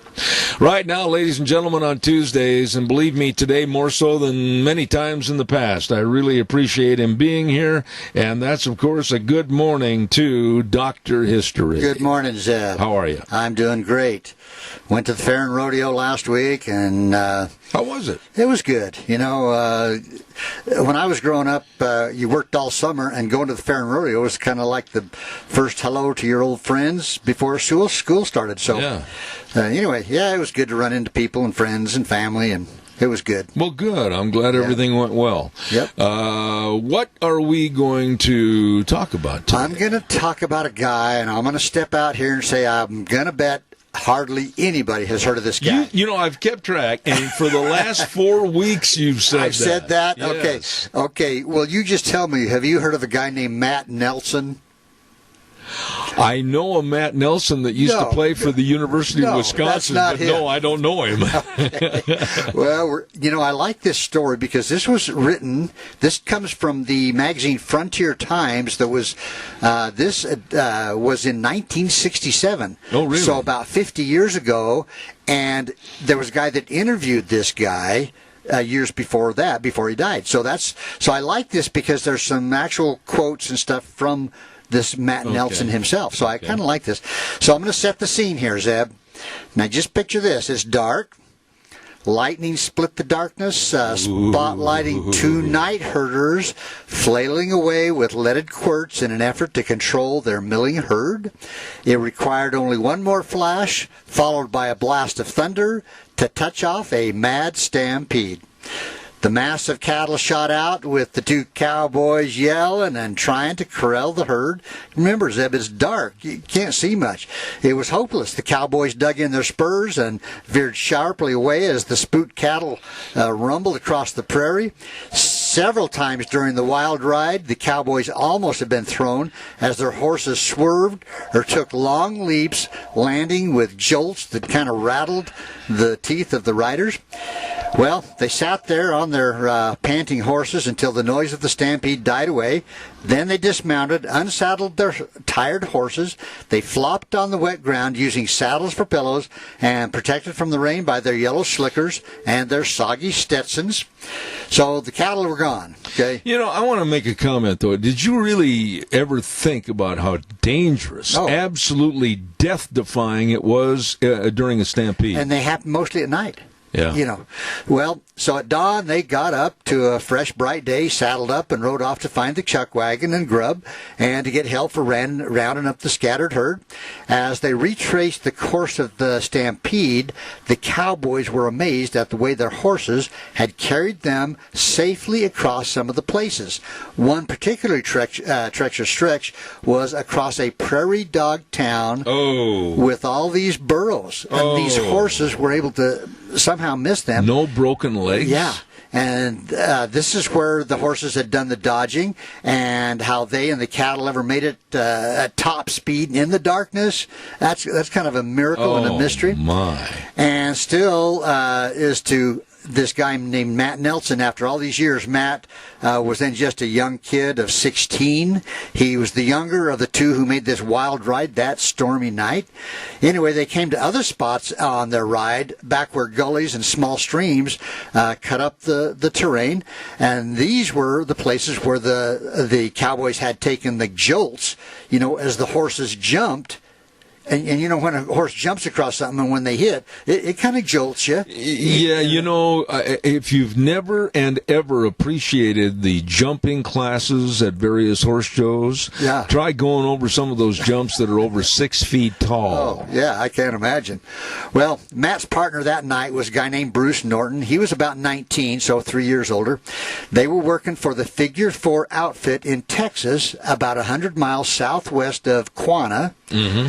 And he says, quote, a polecat started the whole thing. That's what Matt said. Really? He said, in riding night herd, one man rides around the bedded down cattle in one direction and the other circles it the other way. When you meet your partner, you always stop and talk a little bit in kind of low tone so as to not disturb the cattle. Well, Matt goes on, he says, on one round, when I reached a certain point, I got a strong whiff of skunk. Uh-oh. This is bad medicine, and when next I met Bruce, I told him to keep a sharp eye on the cattle when he got around to that place. When we circled once more, he reported that some of the cattle were on their feet. They were starting to mill around a little bit, and that sure wasn't a good sign, so we both rode back to see if we could settle them down. By the time we reached the place, most of the herd around there was milling, and more were getting up all the time. That's when we started trying to keep them circling so as to maybe settle them down again. You know, if you could get them circling, then they wouldn't be taken off. Right. And then he goes on, he says, but other things were against us. All afternoon it had been sultry. A lot of thunderheads were hanging in the sky. About dusk, a big black cloud stretched clear across the horizon in the northwest. We could see lightning. We got the cattle bedded down. There were 3,000 head, but some of them were sniffing the air from time to time. As darkness fell, the lightning increased. Distant thunder was growing louder. Then a cold breeze blew in. Right after this, I smelled the polecat, and that's when our trouble began. Have you ever been in Texas during a really bad thunderstorm? I've never really been in Texas. I've been in Texas a lot, and with the flatlands and everything, and when they get severe thunderstorms with a lot of lightning, you can understand why there were so many stampedes. And so all of a sudden the smelling of a skunk was just enough to set these cattle off. You know, well, it was in the spring of '94 when this stampede on the Figure 4 took place. Matt Nelson, had moved with his family from a plantation near Nashville, Tennessee, to Quanah, Texas, and that's where his dad got work as a veterinarian. And 12-year-old Matt, kind of red-headed, green-eyed, and with a disposition to match, couldn't be satisfied with town life. That says it all. That does. You kind of get a picture of this guy? Yeah. Anyway, he's seen a lot of cowboys riding in out of Quanah, this town. And by the way, you know about Quanah, Texas. Well, I know about Quanah Parker. Quanah Parker, and it was named after. Right. Yeah. Anyway, he was not a shy kid, and he found out from some of the cowboys that the Figure 4 Ranch, with headquarters on a place called Deer Creek, Matt had just turned 13 when he lit out for the Figure 4. The foreman took to the kid and gave him an old cow horse to practice on, and practice he did. It wasn't long before he had a lariat and was pestering everybody to show him how to handle a rope. He learned quickly. Soon he was riding the range and helping out in every way possible. So young Matt Nelson had become a Texas cowhand, a real dyed-in-the-wool cowboy. So from time to time he worked on other ranches, just couldn't seem to stay put in any one place for long. He figured the best way to learn the cowboy trade was to see how different spreads operated. So he moved around. He worked on one called the John Good Ranch for a while, and for the Bar X Ranch, actually for no wages, just to get to learn how to be a cowboy, how to work cattle. You said they were from what, Tennessee? Originally, yeah. I see, okay. Yep. But he said, I followed the chuck wagon, branded cattle, roped, broke horses, rode night herd, did anything a cowhand is called on to do. And here's what he goes on to say. He says, each man was given 8 horses. One of mine was a dun, and he says, what a booger he was. That's putting it lightly, right? Every morning when I topped him, or got on, he'd come apart, and I'd almost have to break him all over again. He'd bog his head down and buck a while before settling down to work, but when he finally did get lined out, there was no foolishness about him. He was as steady as a clock. Yeah, but it's the preliminaries that get you. That's right. So now Matt's 15 years old. He'd become so good with the rope that the boss put him to roping cattle for Brandon. As an animal was driven by, the boy would toss a loop on a hind foot. He roped most of 2,000 head with very few misses. That's pretty good. That's a lot of cattle. Yeah, I mean, to get the hind feet, that's tough. Now Matt has killed many a rattlesnake with a quirt, which is a kind of a how should we describe it? Leather bat that you wear around your wrist. Yeah, and kind of a whip type thing, kind of on it. Yeah. And in the old days, almost every cowboy that was working cattle had those curts. Yeah. So he was about 16 when he killed his first one. Anyway, he says, in describing how this dangerous stunt is done, Matt said that tale about a rattler striking a long distance or sort of leaping is humbug. all it can do is strike about half its length, and the movement isn't very fast. I don't want to measure. I do not want to be anywhere near. So here's what he says. You take your quirt and you slap him lightly across the face with the leather tips. Slap him lightly? Yeah. Uh-huh. Now, and what does that make the snake do? Well, I'm going to tell you. This makes him draw back tighter. Then you torment him again in the same way, and he tenses still more, getting madder. Now you slap him again, and you reverse your quirt real quick, holding it with the handle forward for a club. You can almost count on Rattler striking on this third time, and as his head darts out, you crack him right back of the head with the quirt handle. It's easy after you get the hang of it. This is from the book Snakeology. You know, Zeb, I've told you before, me and snakes do not. Not me. No. Anyway, Matt was well acquainted with Bill McDonald, who was captain of the Texas Rangers, and with Quanah Parker, the noted Comanche. When Matt was about 18 years old, he witnessed a kind of an exciting event in Quanah, the home of this Captain McDonald, the Texas Ranger captain. What happened was the captain, McDonald, there were rumors that the sheriff was after his job and was taking every opportunity to kind of put down this Captain McDonald because he wanted his job. Okay, this wasn't good. So the captain actually lost no time in notifying the sheriff to let him know exactly what he had in mind. Well, when Matt caught the first train to Quanah and came straight from the station to find the captain, this was easy because McDonald saw him coming and they went out to meet. So here we have the sheriff and the captain in a standoff. Yeah. Now, young Matt was standing by the corner of a grocery store as the two men approached each other. The sheriff of Hardin County, who was with McDonald, didn't have to guess what might happen. So here you got a sheriff between these two guys. All right? Which is not a good place to be. No, it's not. Now, when the lawmen were about 30 feet apart, they stopped. McDonald said, I understand you made certain statements about me to the governor that you had no cause to make. And Matthews said, that's a darn lie. And that's the exact word. That's the exact word. Uh-huh. As they started to move a little closer, the Hardin County Sheriff stepped between them, talking to both in an effort to try to stop any bloodshed. Well, the two were not happy with each other. You're really making this sound like a mild picnic. Well, let me keep going. So the two angry men, they were kind of eyeing each other over pretty slowly, and they got a little closer and a little closer, and the would-be peacemaker, undoubtedly no coward, was still trying to talk sense to the men when suddenly he dropped flat on the ground as 2 6-guns exploded at the same time. Oh. He stayed down on the ground as 12 shots split the air, and as Matt, who was watching this, said, it was almost like one big roar. The shots came that close together. Now, wait a minute. 12 shots. Whoa, 12 shots. They weren't very good shots. Well, there were some that made it. No. When it was over, 3 men lay on the ground. 3? 3. The sheriff that was trying to stop it, he hit the ground. But he didn't get shot, did he? No, but he was playing it safe. He finally realized he was in a bad place. Yeah, just get out of the way. Oh. Well, one of them slowly got to his feet and stood looking down at the others. The audience of this drama of the Southwest had moved in close now. Someone had summoned the only doctor in town.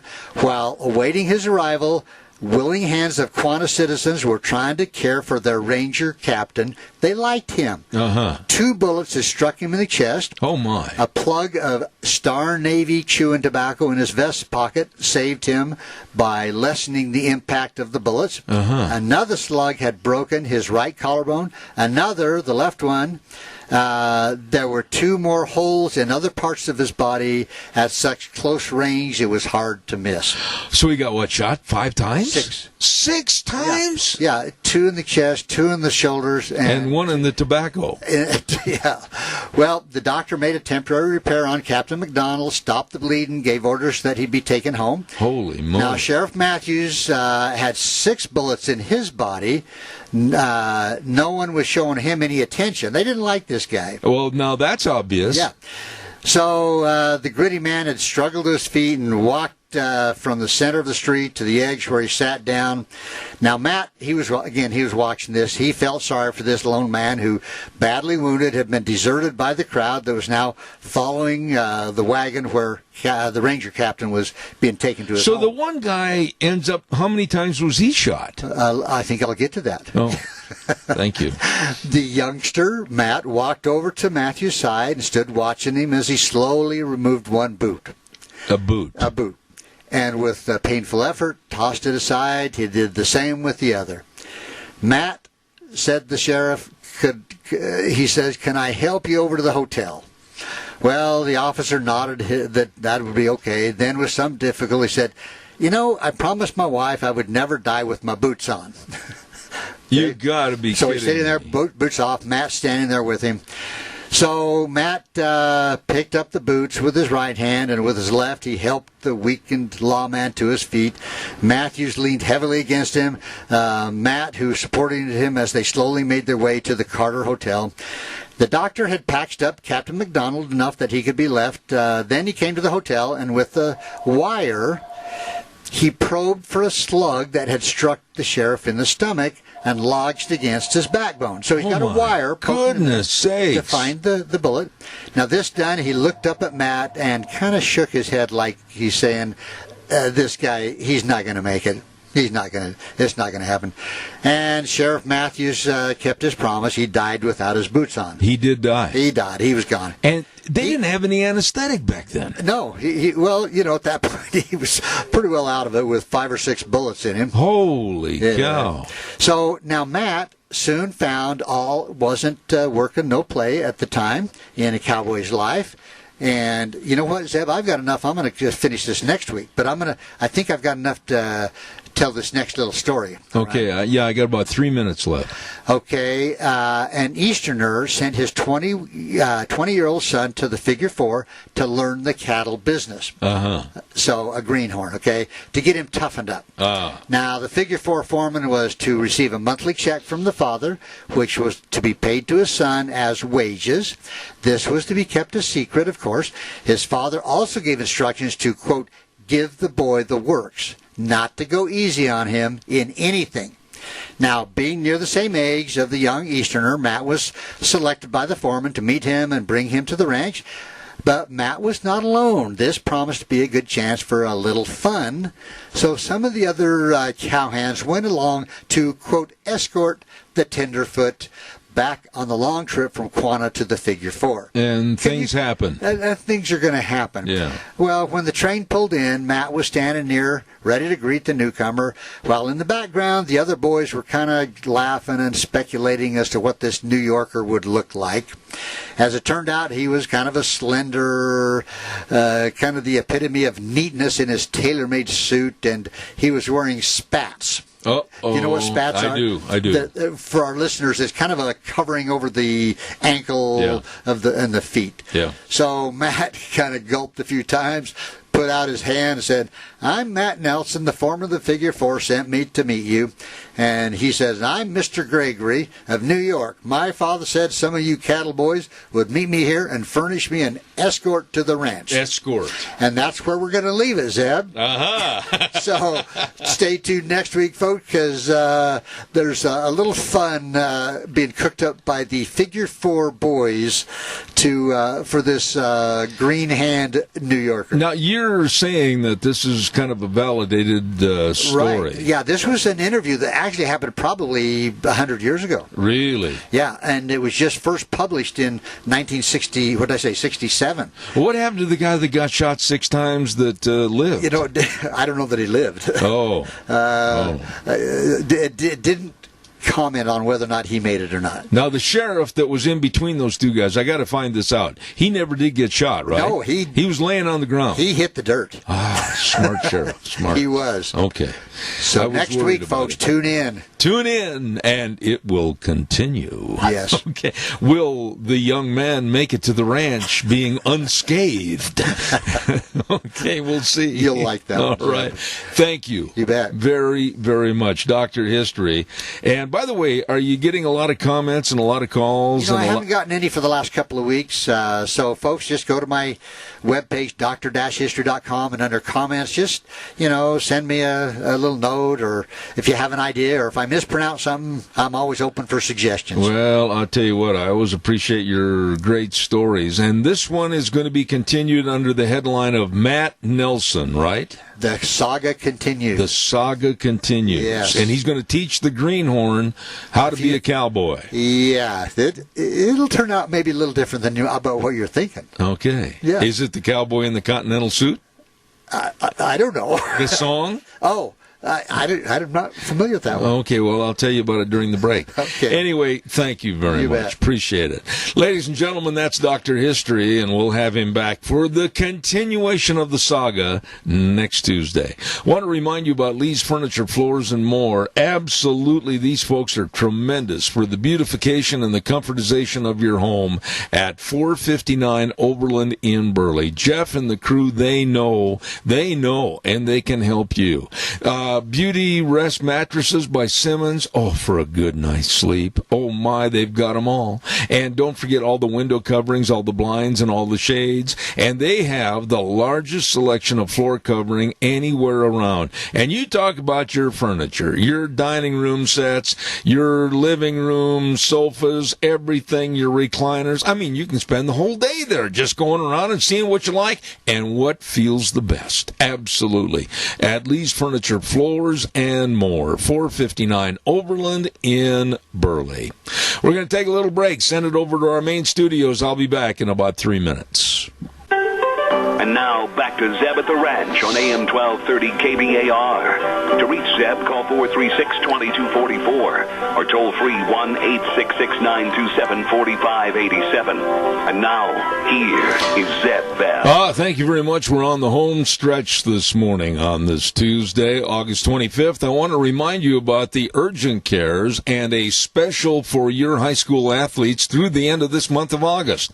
$10 sports physical special. That's right, only $10. Normally $20, now $10. And listen to this. The money will be donated right back to your school's athletic program. Thanks to the Urgent Cares. Riverview Urgent Care and Medical Center on Overland and Burley, Urgent Care of Twin Falls on Addison Avenue East, and the Urgent Care of Jerome at 133 West Avenue A in Jerome. No appointments necessary, and don't forget sports physicals, only $10, and the money going back into your school's athletic program from the Urgent Cares. Riverview Urgent Care, Twin Falls Urgent Care, and Jerome Urgent Care. Let's go to the phone line right now, and we have with us a gentleman that is the Director of Public Affairs for First Liberty. Good morning, Lathan Watts. How are you? I'm good. How are you? Thanks for having me. It's my pleasure, and I was reading your story called Should America Be Guided by Narratives or Truth? Explain to the audience what you said in this story. I found it very interesting. Well, thank you. Yeah, it was actually a comment by Attorney General William Barr in an interview with Mark Levin, where he mentioned that he became concerned when he noticed the rise of the use of the word narrative in news media. And he made the point that narrative is basically storytelling, and that it's divorced from the concept of objective truth, and that in news media what we should expect is for news to report facts, to report truth, and that it's dangerous if you get to, well, this is my narrative and you can have your narrative, and so that intrigued me. It's been a while since you've seen a public official actually talk about this, the abandonment of the notion of objective truth and standards of truth, and so I used that as sort of the jumping off point to talk about that from a larger perspective in our culture in general. That the founders certainly understood the concept of of truth and an objective standard of morality. Jefferson in the Declaration called these things self-evident truths. He didn't say these were his opinions. He didn't say this is the way we see things here. Men are created equal. That is a self-evident truth. And so as we have gotten away from that concept and away from the founders' idea of linking objective truth and an objective standard of morality to freedom, that you can't have freedom without morality, we're now seeing the consequences of that. And I use the example, you can't have the freedom to assemble to petition for redress of grievances without the morality to restrain people from destroying public property or destroying other citizens' private property. And we see that playing out in major cities all across the country right now. Lathan, and I don't mean to sound like I'm simplifying the problem at all, but how does the American public today, with all the different channels and the different networks, whether it's NBC, CBS, ABC, CNN, Fox News, MSNBC, how does the American public really discern the truth? I think it takes work, obviously, in considering the media environment that we're in right now, but it's always there. I mean, I think a good rule is never believe the initial reports, because we have so many news networks and we have this 24-hour news cycle, and there's such a pressure to be first. People report rumor, they report, well, I heard this, and many times we see the initial reports of something turn out to be either inaccurate, completely wrong, or missed some major element of a story. So I would say always be skeptical of the initial reports, and it may take watching multiple reports on the same subject to try to discover what is the truth on this matter. But when I was and analytical approach to all things, not just accepting at face value just because it's the network you normally watch. I think that is a good skill and a habit that we should hone, and it's one that we should teach our children. I agree with everything you said, but I'm an old man and grew up in the era of Walter Cronkite and Huntley Brinkley and others. And when they said something from a journalistic viewpoint, you had the feeling, at least I did, and I know many of my generation, that that was absolutely the truth. They were dealing in facts. They weren't trying to flower anything up. They were giving you the facts, and you, the listener or the reader, could form your own opinion. Would you agree with that? Yes, and that is what news media should do. Report what happened, and let me decide whether or not I care, or why, or is this really important to me? Yeah, I can certainly sympathize with you as far as having your memories of, at least.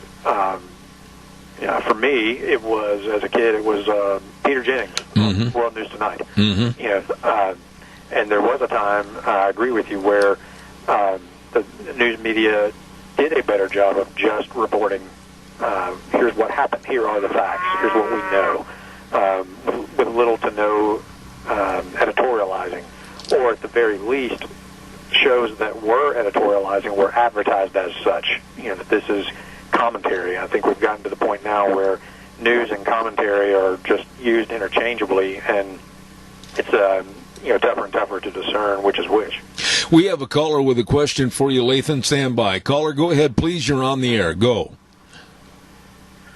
Well, you got Fox News, the radio, at the top of the hour, and they used to say, we report, you decide, we're fair and objective.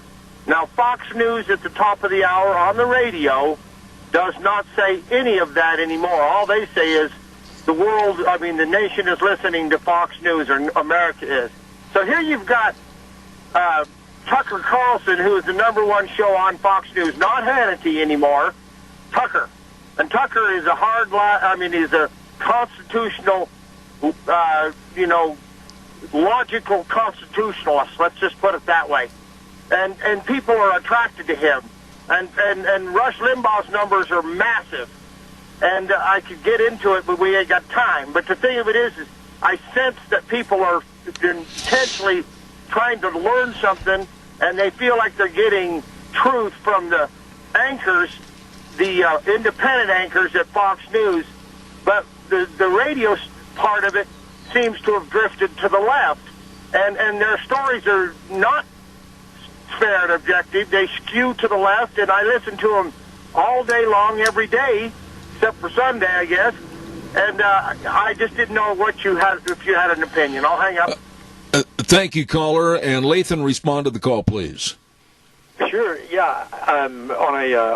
On a micro basis, I can certainly, anecdotally, anyway, agree with the caller, because there's a local station here in my area, news talk, that I listen to usually on my drive into work, and the personalities, the sort of the commentary is very conservative, and then they'll switch to do the hard news report, and it's part of, I think it's like ABC News Radio, and you can tell the difference, when from just the way a news story is reported by their news segment, and then what the radio host, when they come back to talk about it, the way they talk about it.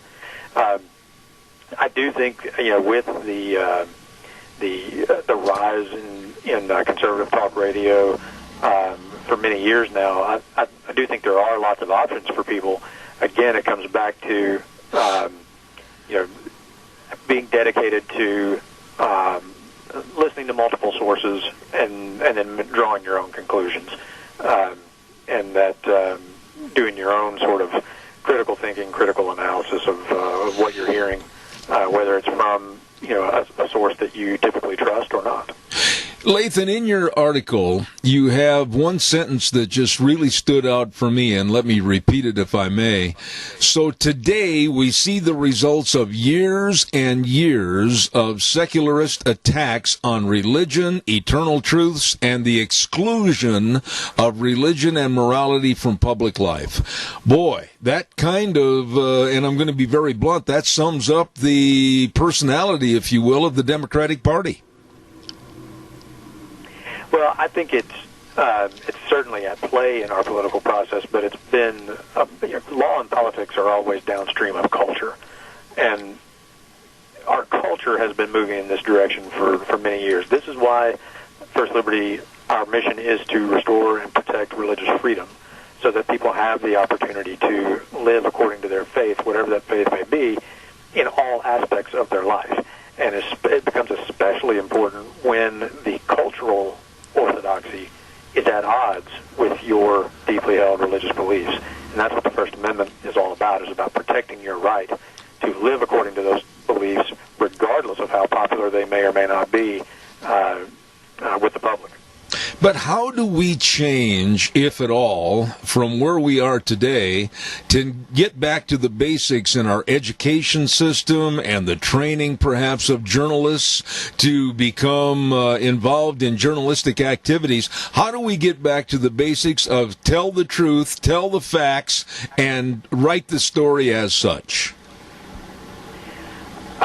That's a very good question.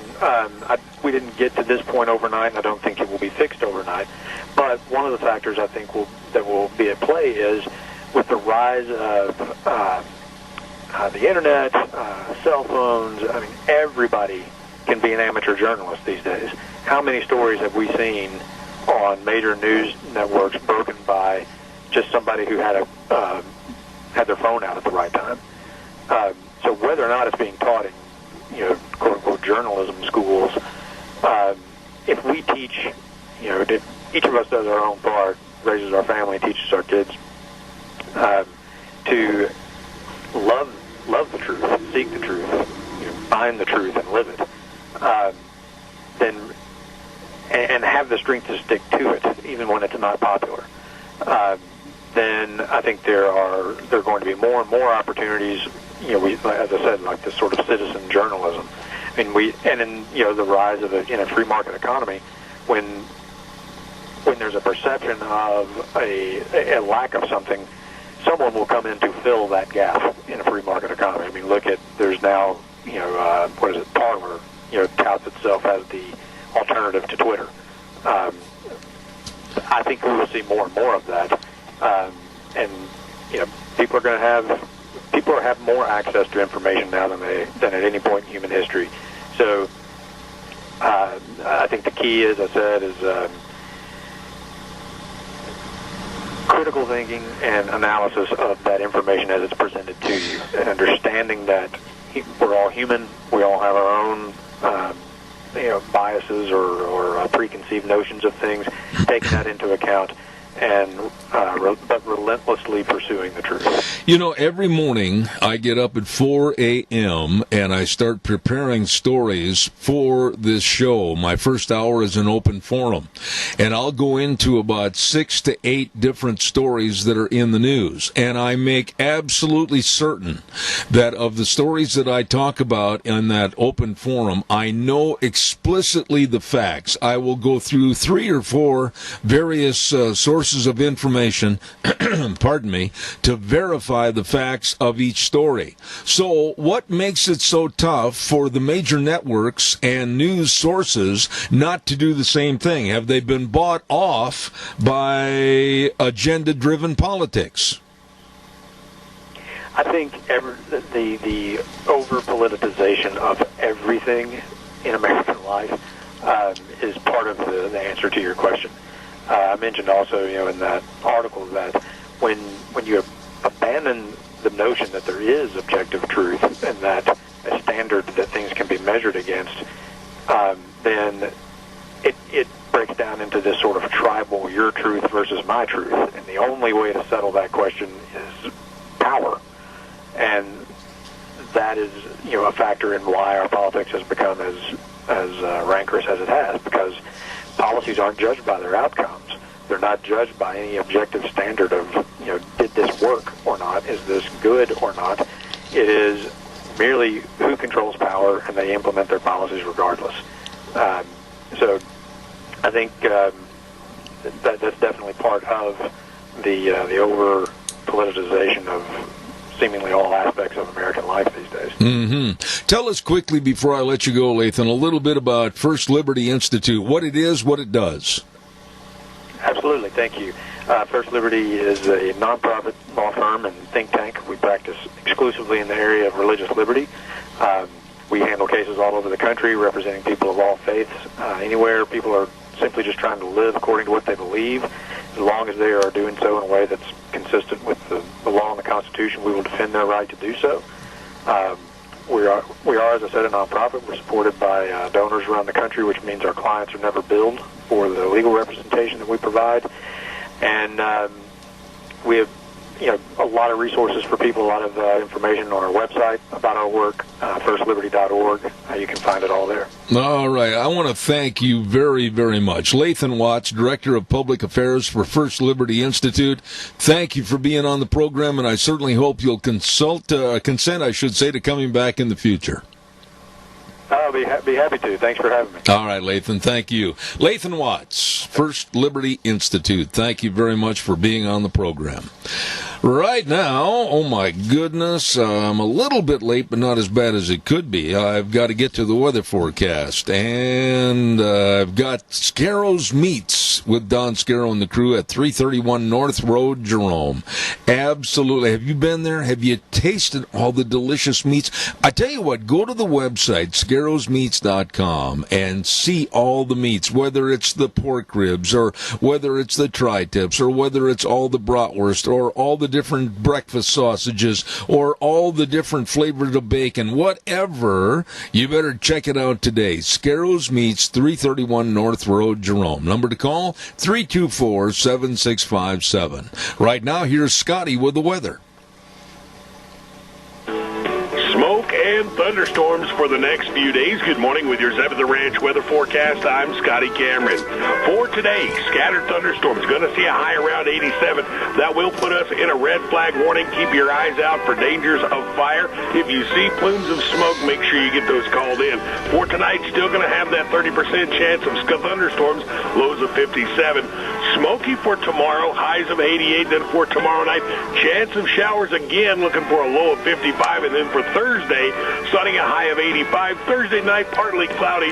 Friday going to be sunny, looking for a high of 86. And then for Friday night, mostly clear with a low of 52. That's your 7th Ranch weather forecast. Have a great day. Thank you very much, Scotty. I appreciate it. Did a great job filling in this morning. And the weather, of course, being brought to us this hour by Scarrows Meats. 331 North Road, Jerome. Easy to find and delicious meats. Absolutely. They are changing the way we eat, one delicious bite at a time. Wow, I've got time for a call or two, so give me a jingle on the landline at 436 2244 1-866-927-4587. While I'm waiting for your call, I want to remind you, tomorrow we've got some really good guests coming on the program. Open forum from 8:06 to 9 o'clock.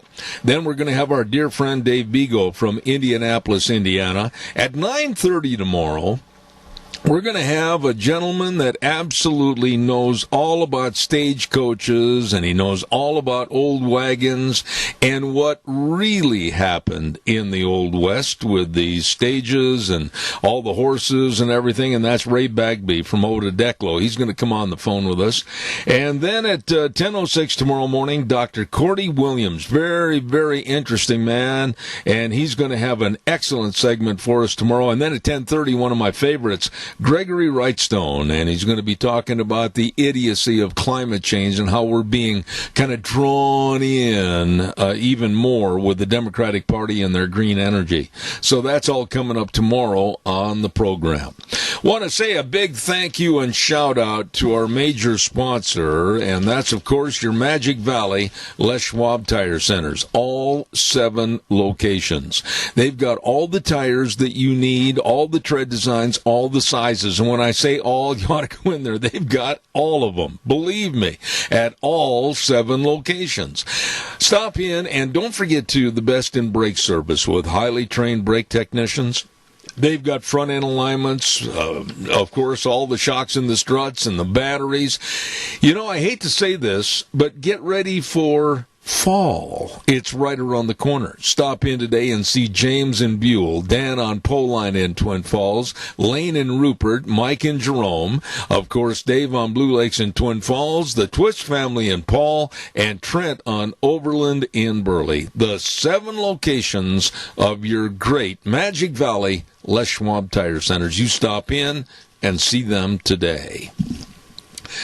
There's been quite a few people that have been calling me since early this morning in regards to my lovely wife, Deanne. She is in the hospital. I'm just going to leave the program with this note. She is in the hospital, and we expect to have much more information, perhaps, that we can share tomorrow on the air. And thank you for being so gracious and so friendly in your concerns. I appreciate it greatly. I noticed that one of the calls that came in while we were in the last interview was from Deanne's doctor and trying to reach me. So what I'm going to do, I know I'm a couple of minutes early. Sean, I hope it doesn't offend you if I ask you to play a tune or two so I can return that call. And I will say this. I will say this before I go. We always end the program by saying the way things were are the way things ought to be. And the 4 words that mean the most to us, and boy, I mean this, in God we trust. I'll be back tomorrow morning at 8:06 with more Zeb at the Ranch. God bless.